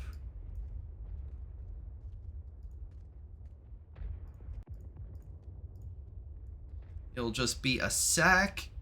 All right. But again, hopefully you guys enjoyed these games. Again, it's always fun to kind of cover these 1v1 matches. It does show, because I, for reference, usually cover 3v3, 4v4, even 2v2 occasionally. But like, again, it's a lot more chaotic than these games, to be very fair. Because again, there's more units. There's a lot more different strategies than 1v1. Again, I still under the mindset that you can balance 1v1 and 4v4 at the same time. So it just takes a lot. Yeah, it takes a lot, but it can be done. But it's a definitely different strategy. It's anyone that says, oh, 1v1, 4v4 exactly the same, definitely not. Definitely different strats between the two. But anyway, it always is fun to check this stuff out and see all the top, literally some of the best players that COH has to offer. So, speaking of those players, let's get to some more action, shall we? Alrighty. Well, we got ourselves a game. And this one is match 1. We got Nico fighting Insurmountable. And I flipped... Oh, I don't have the right color. That's what. Oops. Blue and red. Here we go. Alright. Looks a little better, I think. Why is it not switching to red? There we go. Huzzah! And now Insurmountable has no color. Excellent. Exactly what I wanted. Alright. Anyway, let's get to the game, shall we? Alright. Hello, everyone. I am GrayShell17, covering another game. This time between Nico and Insurmountable odds. Insurmountable didn't have a great time versing Ozzy. But you know what? Here's the thing. He did have a better second game than his first game. So I'm hoping that this goes well, and if not, well, his second game, he learned from his opponent and improved. Meanwhile, Nico didn't need to do that. He dominated his opponent in both games, or at the very least gave a good fight in both, and seemed to do also better in the second game. But he's also going the Wehrmacht. Insurmountable is going with the Americans and going advanced infantry, and as I saw in a number of games, the Americans early on can be extremely potent. And we can see here, already, Insurmountable going with 2 scout units and a 4x4 to kind of grab as much territory and potentially pin Nico. But Nico's not going with a Kettenkrad, so the 4x4 won't have an easy, light vehicle to go hunt down. No, not in this case. In this case, we have a Grenadier and 2 Pioneers. We're also on Tuscan Vineyards. So, a new map. It's a lot more green than the last 2 we fought, it being an urban city and a desert landscape. But it's nice. It's nice to kind of cover a different landscape. And again, all that is picked by ELO, so faction and maps. So if you want to go more into the rules, you can check it out. But note that each player is fighting over I think it was like a €200 prize pool. So nice little chunk of change for all these top tier players. But anyway, Nico engaging a scout and 4x4. So far doing a pretty good job. Only lost one model so far. Pioneers and Grenadiers continue to grab territory on the far sides, while this 4x4 is having trouble with this Grenadier, slowly pushing up into the main vineyard. Meanwhile, Pioneer is going over to the victory point along the far side. Nico engaging a scout unit on the far side. Scout unit would be better at long range. Alas, that is not what's happening. Scout unit is engaging, being engaged at close range. So Pioneer is going to win that fight. Rifleman is going to be deployed. So again, pretty strong frontline infantry. We're not going to see some other type of weird strat. So, okay, frontline rifleman. Advanced infantry as well. We could see Rangers. That would be interesting play. Rangers can be the best unit, but also can be a huge manpower sink, or just, I guess, a huge investment sink. And if the enemy plays it right, you're just a big expensive unit you can toy around with. So, hopefully Insurmountable can bring the pressure on Nico, but that will be difficult.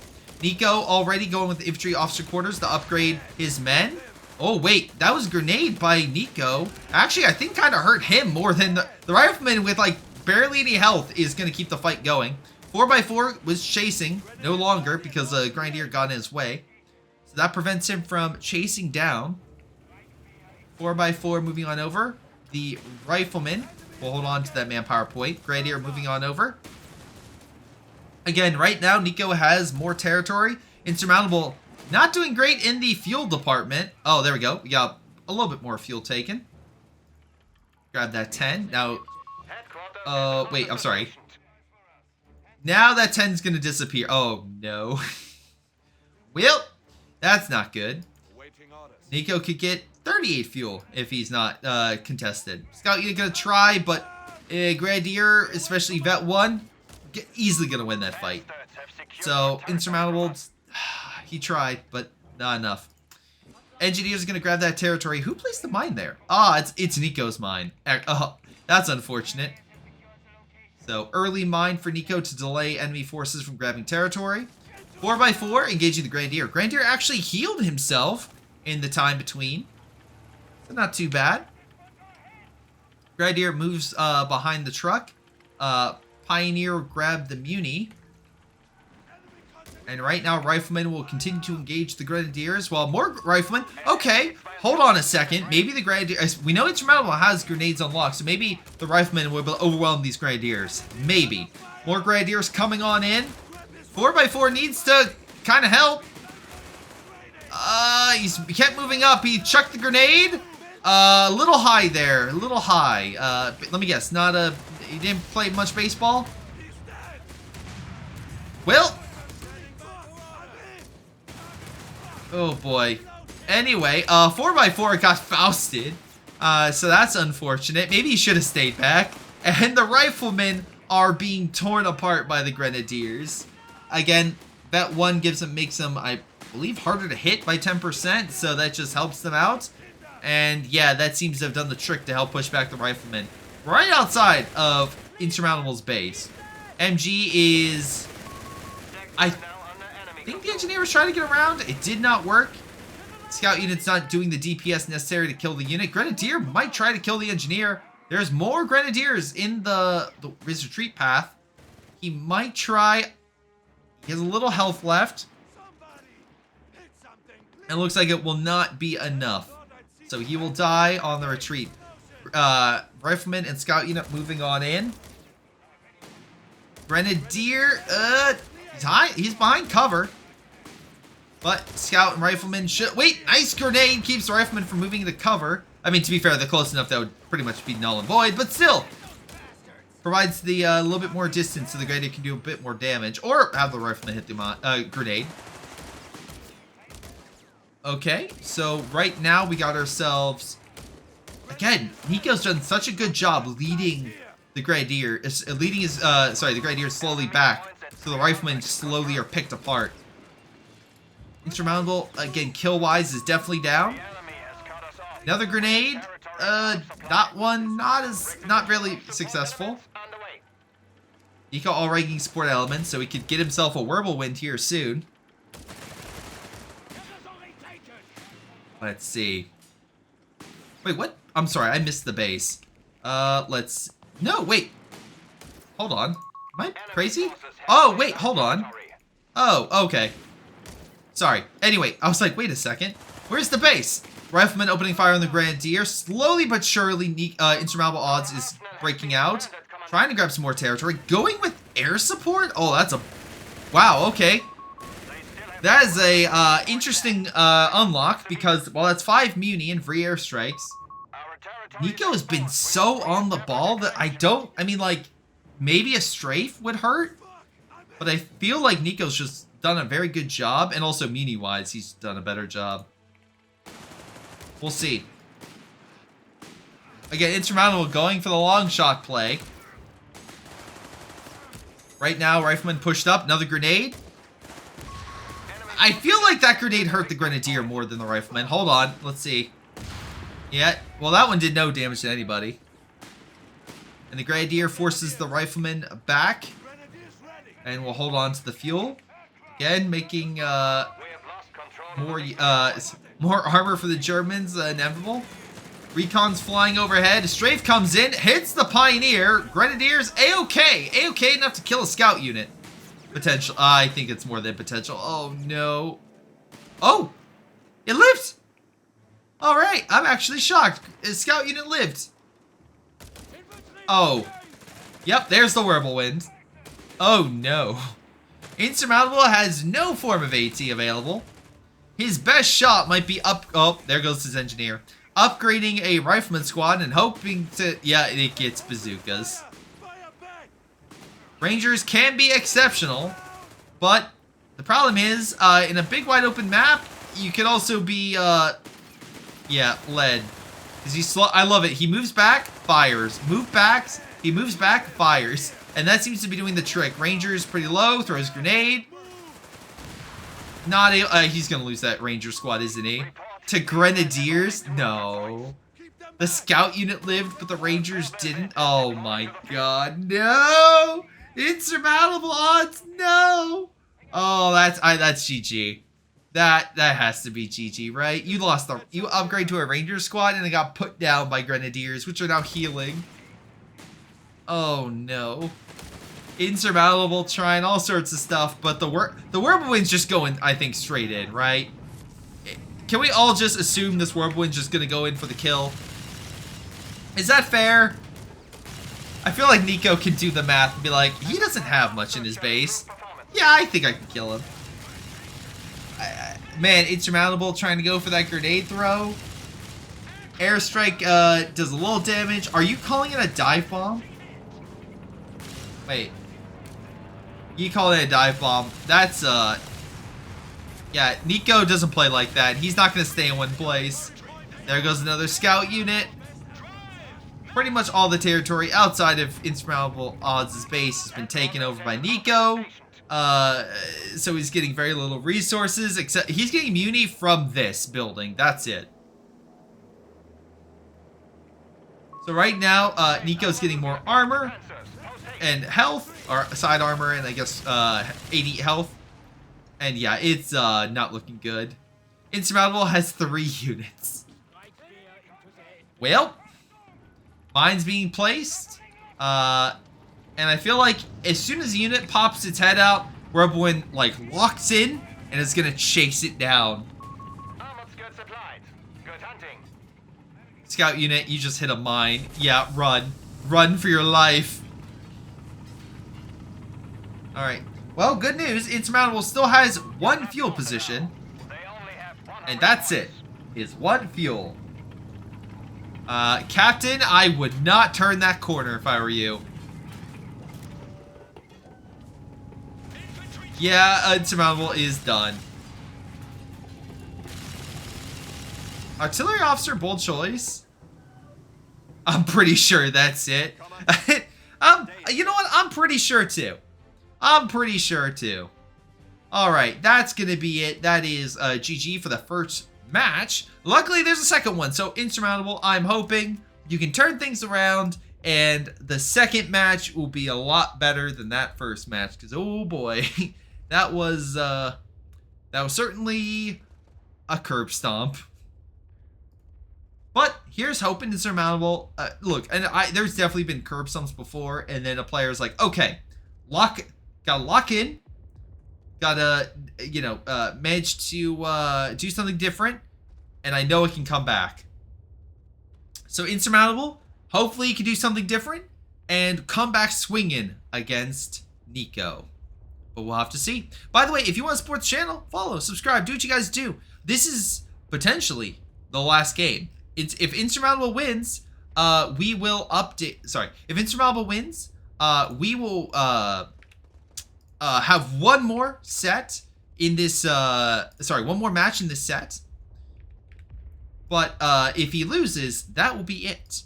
So just kind of give you an idea of the pressure that is currently on Insurmountable odds. I mean, to be fair, against Nico, I guess his name does kind of match the situation he's currently found himself in. But hopefully, he'll be able to counterattack and give Nico a good run for his money. Alrighty, so let's see. Let me fix the info. Should be having this up in just a moment. Sorry for the delay. Alright, I think we're looking good. I think we're looking good. Alright, I want to say we're set. So we're going to dive on in and cover it once again. Alright, here we go. Alrighty. We are back, ladies and gentlemen. Insurmountable odds is... Wait, there we go.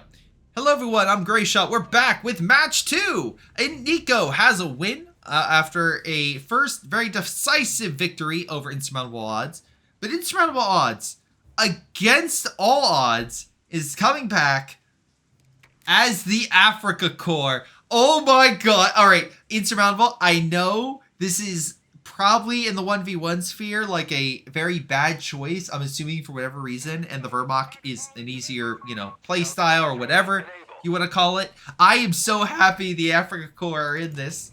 We finally have them appear. I mean, to be fair, if Nico was the British, I would also be happy. But no, Nico has gone with the Americans. But I'm so happy that the Africa Core did show up in this in these sets of games today. Okay. Maybe one more. Maybe one more with the Africa Core. Come on. Let's do it. Anyway, Africa Core and Brits. In this game, we have Nico going with Armored Battle Group, which, okay, a little different, a little more interesting. So, Insurmountable is going with the Italian infantry, that's the Guastatori. The L6! Oh my god, give me an L6, please. In a competitive scene, the L6 shall rule! But, so far we have a Kreuzschützen, we got ourselves a Panzer Pioneer, a Palm Grenadier, a Rifleman, and 2 Scout units. But right now, it looks like Insurmountable will have more units on the field than Nico. Nico being very aggressive, though, going for the fuel, actually, both fuel. This fuel is not connected, so yeah, you have it, but you need to grab said territory. Meanwhile, Riflemen are going to be potentially engaged by the Kreuzschützen. Okay. I mean, that's fine. You're going to hit the Rifleman, but is it more valuable to have the Kreuzschützen take territory? Okay, he's going to leave. Because, yeah, this territory needs to take in order for the fuel, which there's now 2 fuel, by the way, to be going in to the Africa Corps economy. Because otherwise, it's a little bit of, a little bit of a disparaging number between the Americans and the Africa Corps then. Alright. Panzer Pioneer gets in the light carrier. We're going to see a flamethrower? That seems to be what a lot of people do. We're not going to see, well, okay, at the very least, we're not seeing, like, 2 grenade launchers for this. But, nope, he's going to move back, grab the victory point. Meanwhile, we got ourselves a Palm Grenadier pushing against a Scout. Scout should win. 2 Riflemen are now on the field. And a second Palm Grenadier will be hitting the field for Insurmountable odds. Victory point was not taken. Insurmountable did grab that at the very least and is putting pressure on the Scout. He's down to 1 model. But here's the issue. Nico, going for the jugular in the first 3 minutes, is going for the manpower point. Damn. That will cut off a lot of resources. And I know that he's probably going to try to decap. But he's also going to need to get whatever he can and focus on those riflemen. Riflemen, by the way, they're in solid cover. Oh, no. Kratshutsin maybe go around and decap this. Yeah, wouldn't this manpower point cut everything off? Maybe? Okay. But anyway, Light Carrier moving on. Wait, Light Carrier? Where's your... Panzer Pioneer staying back. Okay. Light Carrier now being engaged by 3 riflemen. Kratshutsin and the Palm Grenadier staying back. Light Carrier is taking some severe hits. It's down to about 1/3 health. We're losing a fuel point. And there it goes. Kratshutsin's grabbing it, but the riflemen are going back to try to stop insurmountable odds from grabbing the fuel. He's not in good cover. Riflemen have more men and more firepower. And grenades? Yes, we have grenades. Oh boy. He does pull back without losing a man yet, but Light Carrier can heal it with the med pack, but so far... Nico is really going for the throat already. But that makes sense. Honestly, again, if you want to go for Nico's throat, go for this point. This would cut off the fuel more so than cutting the... I know the 10 fuels is very important, and to be fair, that does hurt Nico. Because Nico's down to 13 fuel.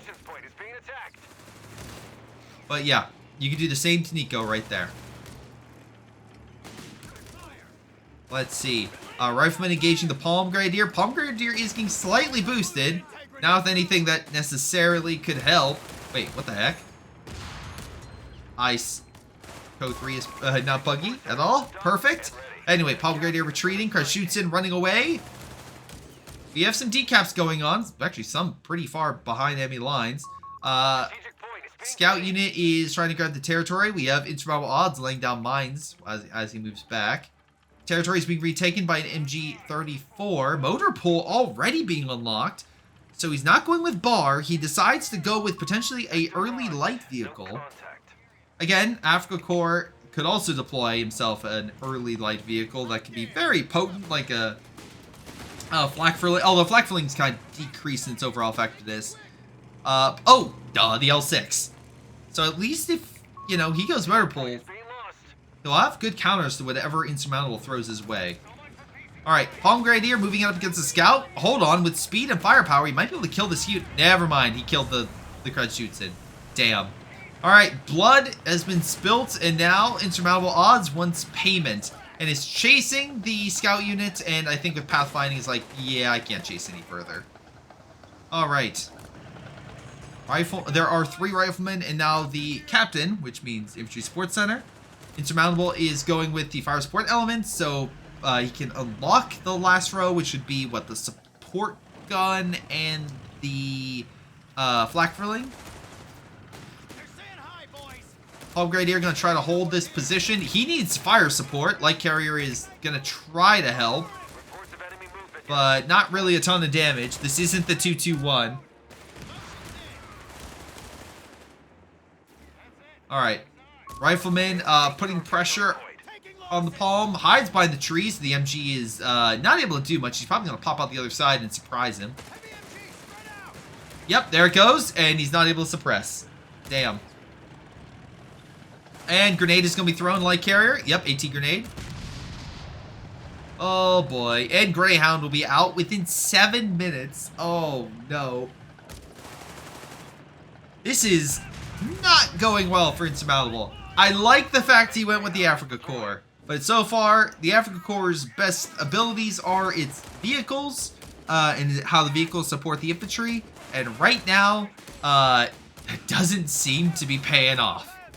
But, surprisingly, I will say, if you want some of the best infantry, frontline infantry, strangely, in my opinion, I got it, the Palm Grenadier, especially after it gets, let's see here. Oh, he hasn't gotten it. He got the Guastatori.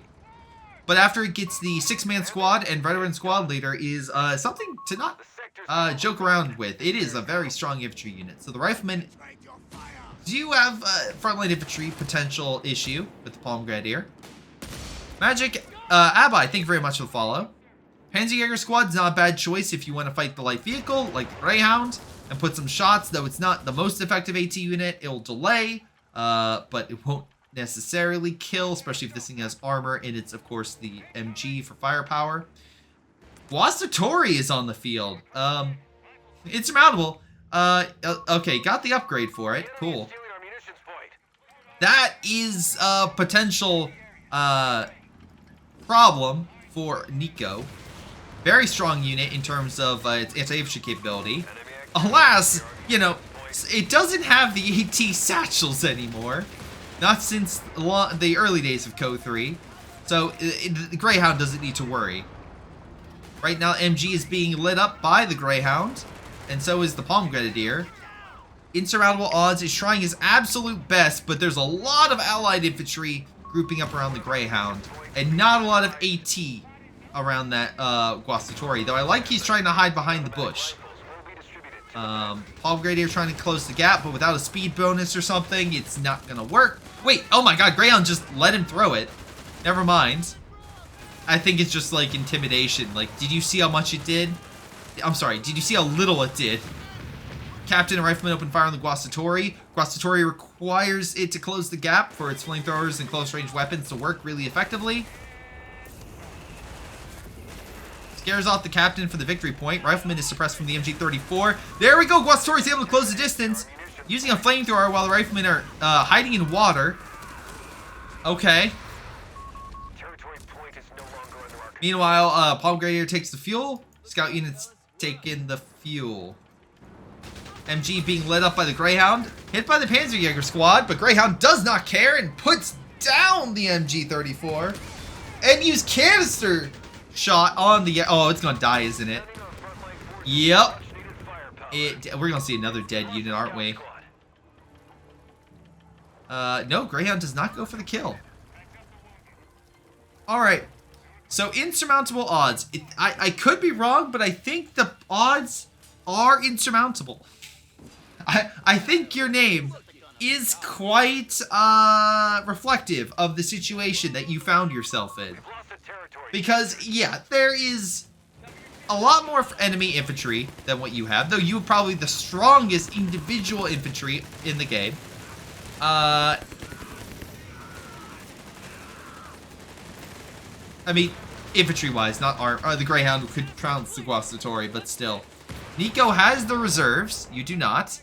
You need an AT gun, which I think you should have, given the fact that you upgraded the fire support element. So you should have the PaK-38 available. Riflemen light up the Palm Grenadier, force it away. Greyhound chases, maybe get another model pick or two, or maybe even dives the base at this point. It's not like Insurmountable has getting a lot of muni. He's just getting one fuel, and Nico is like, I'll take that away. So, Insurmountable, you know what? If you could start building a SimCity in your base, now would be the time. Now would be the time. Chat, fun fact, you can win the game if you hide in your base. I won't go into detail as to how, but that is possible. I am lying. But anyway, yeah, no, Insurmountable has 2 Palm Grenadiers, Guastatori, and a Panzer Pioneer that stole an AT rifle from the, I'm assuming from the clutches of the Allies. Wait, did the Scout unit grab an AT? Wow, they both grabbed an AT rifle, okay. But yeah, things are not looking great. Nico is I guess, confident that he'll win. He's putting down a cash on the fuel. Okay, he's toying with his... Well, not toying. He's getting more fuel. 48 fuel compared to 3. I thought the Africa Corps was early war Germany. With the resources I'm seeing, we're dealing with a late war Germany. This is what if Rommel was dropped into, like, the Battle of Berlin or something. It's like, ooh. Alright, sure, what do you mean we have no armor? What do you mean we only have drops of fuel left in the barrels? Oh, no. Well, guys, don't worry. Flakfurling will come on out and turn the tide. As we know, in the recent patch, the Flakfurling got buffed.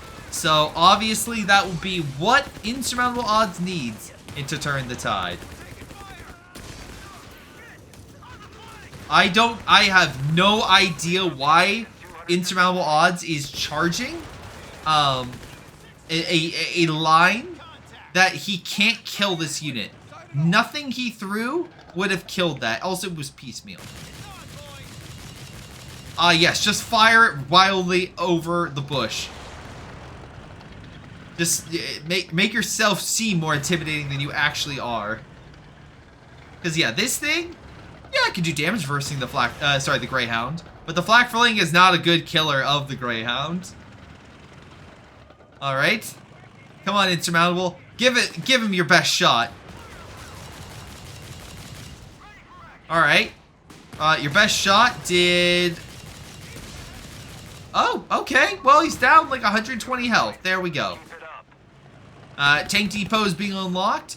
So, theoretically, we could see a Sherman here. So I'm assuming, yeah, there's the Sherman. Oh, no.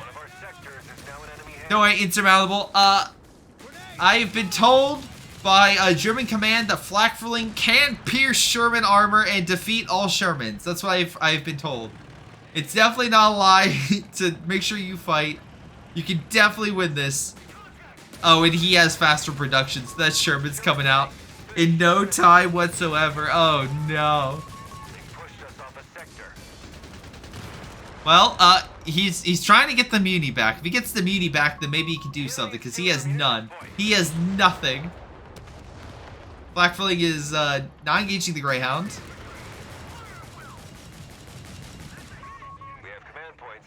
And here comes the Sherman. Well, Insurmountable, I will say, the fact you're fighting to the very end is a show of confidence in yourself.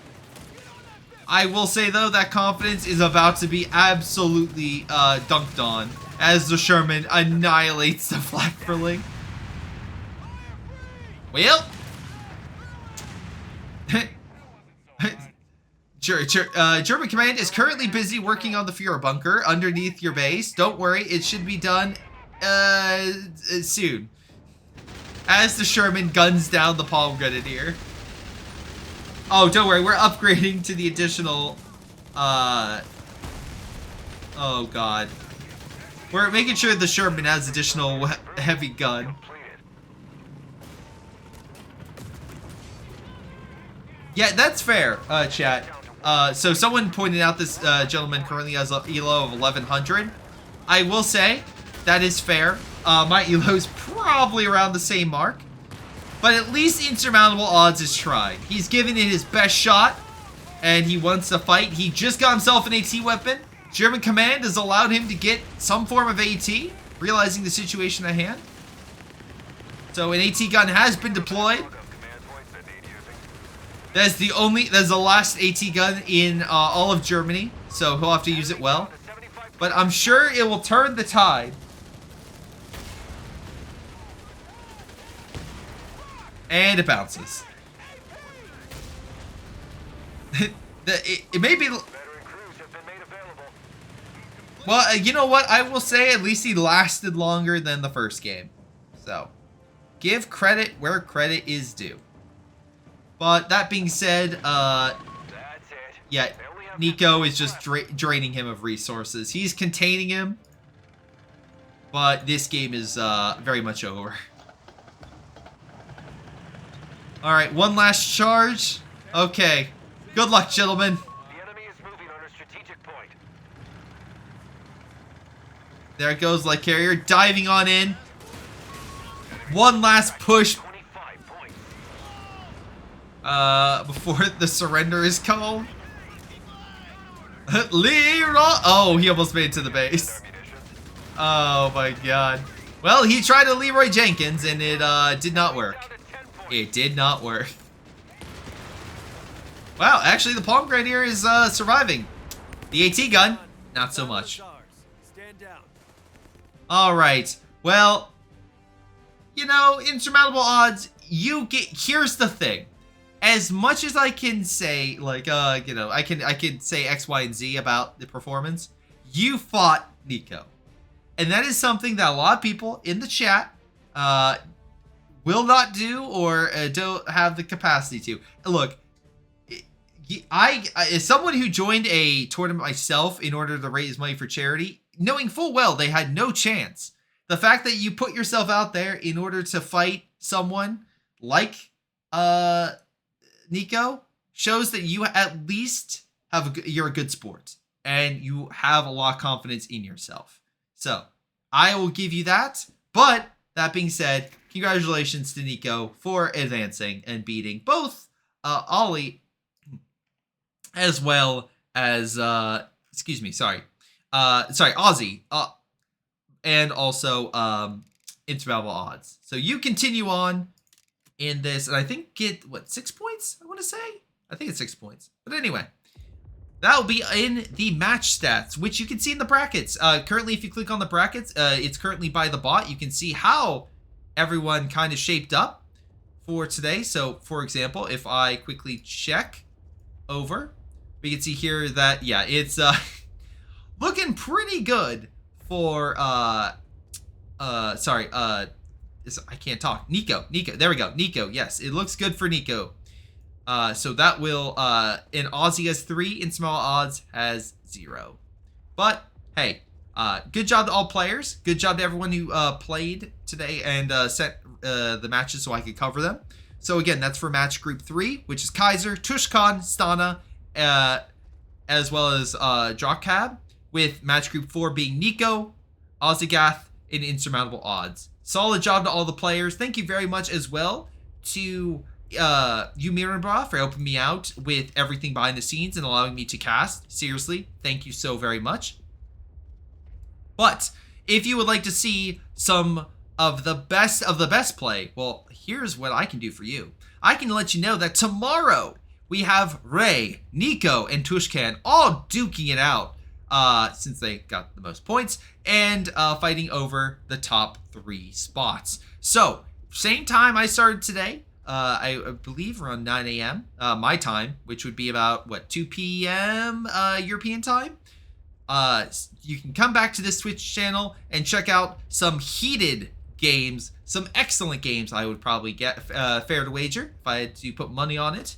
But thank you all so very much for tuning in for today's games. I do really appreciate everyone who jumped on in and decided, you know what, I want to check out Championship of Heroes and what they have in store for today.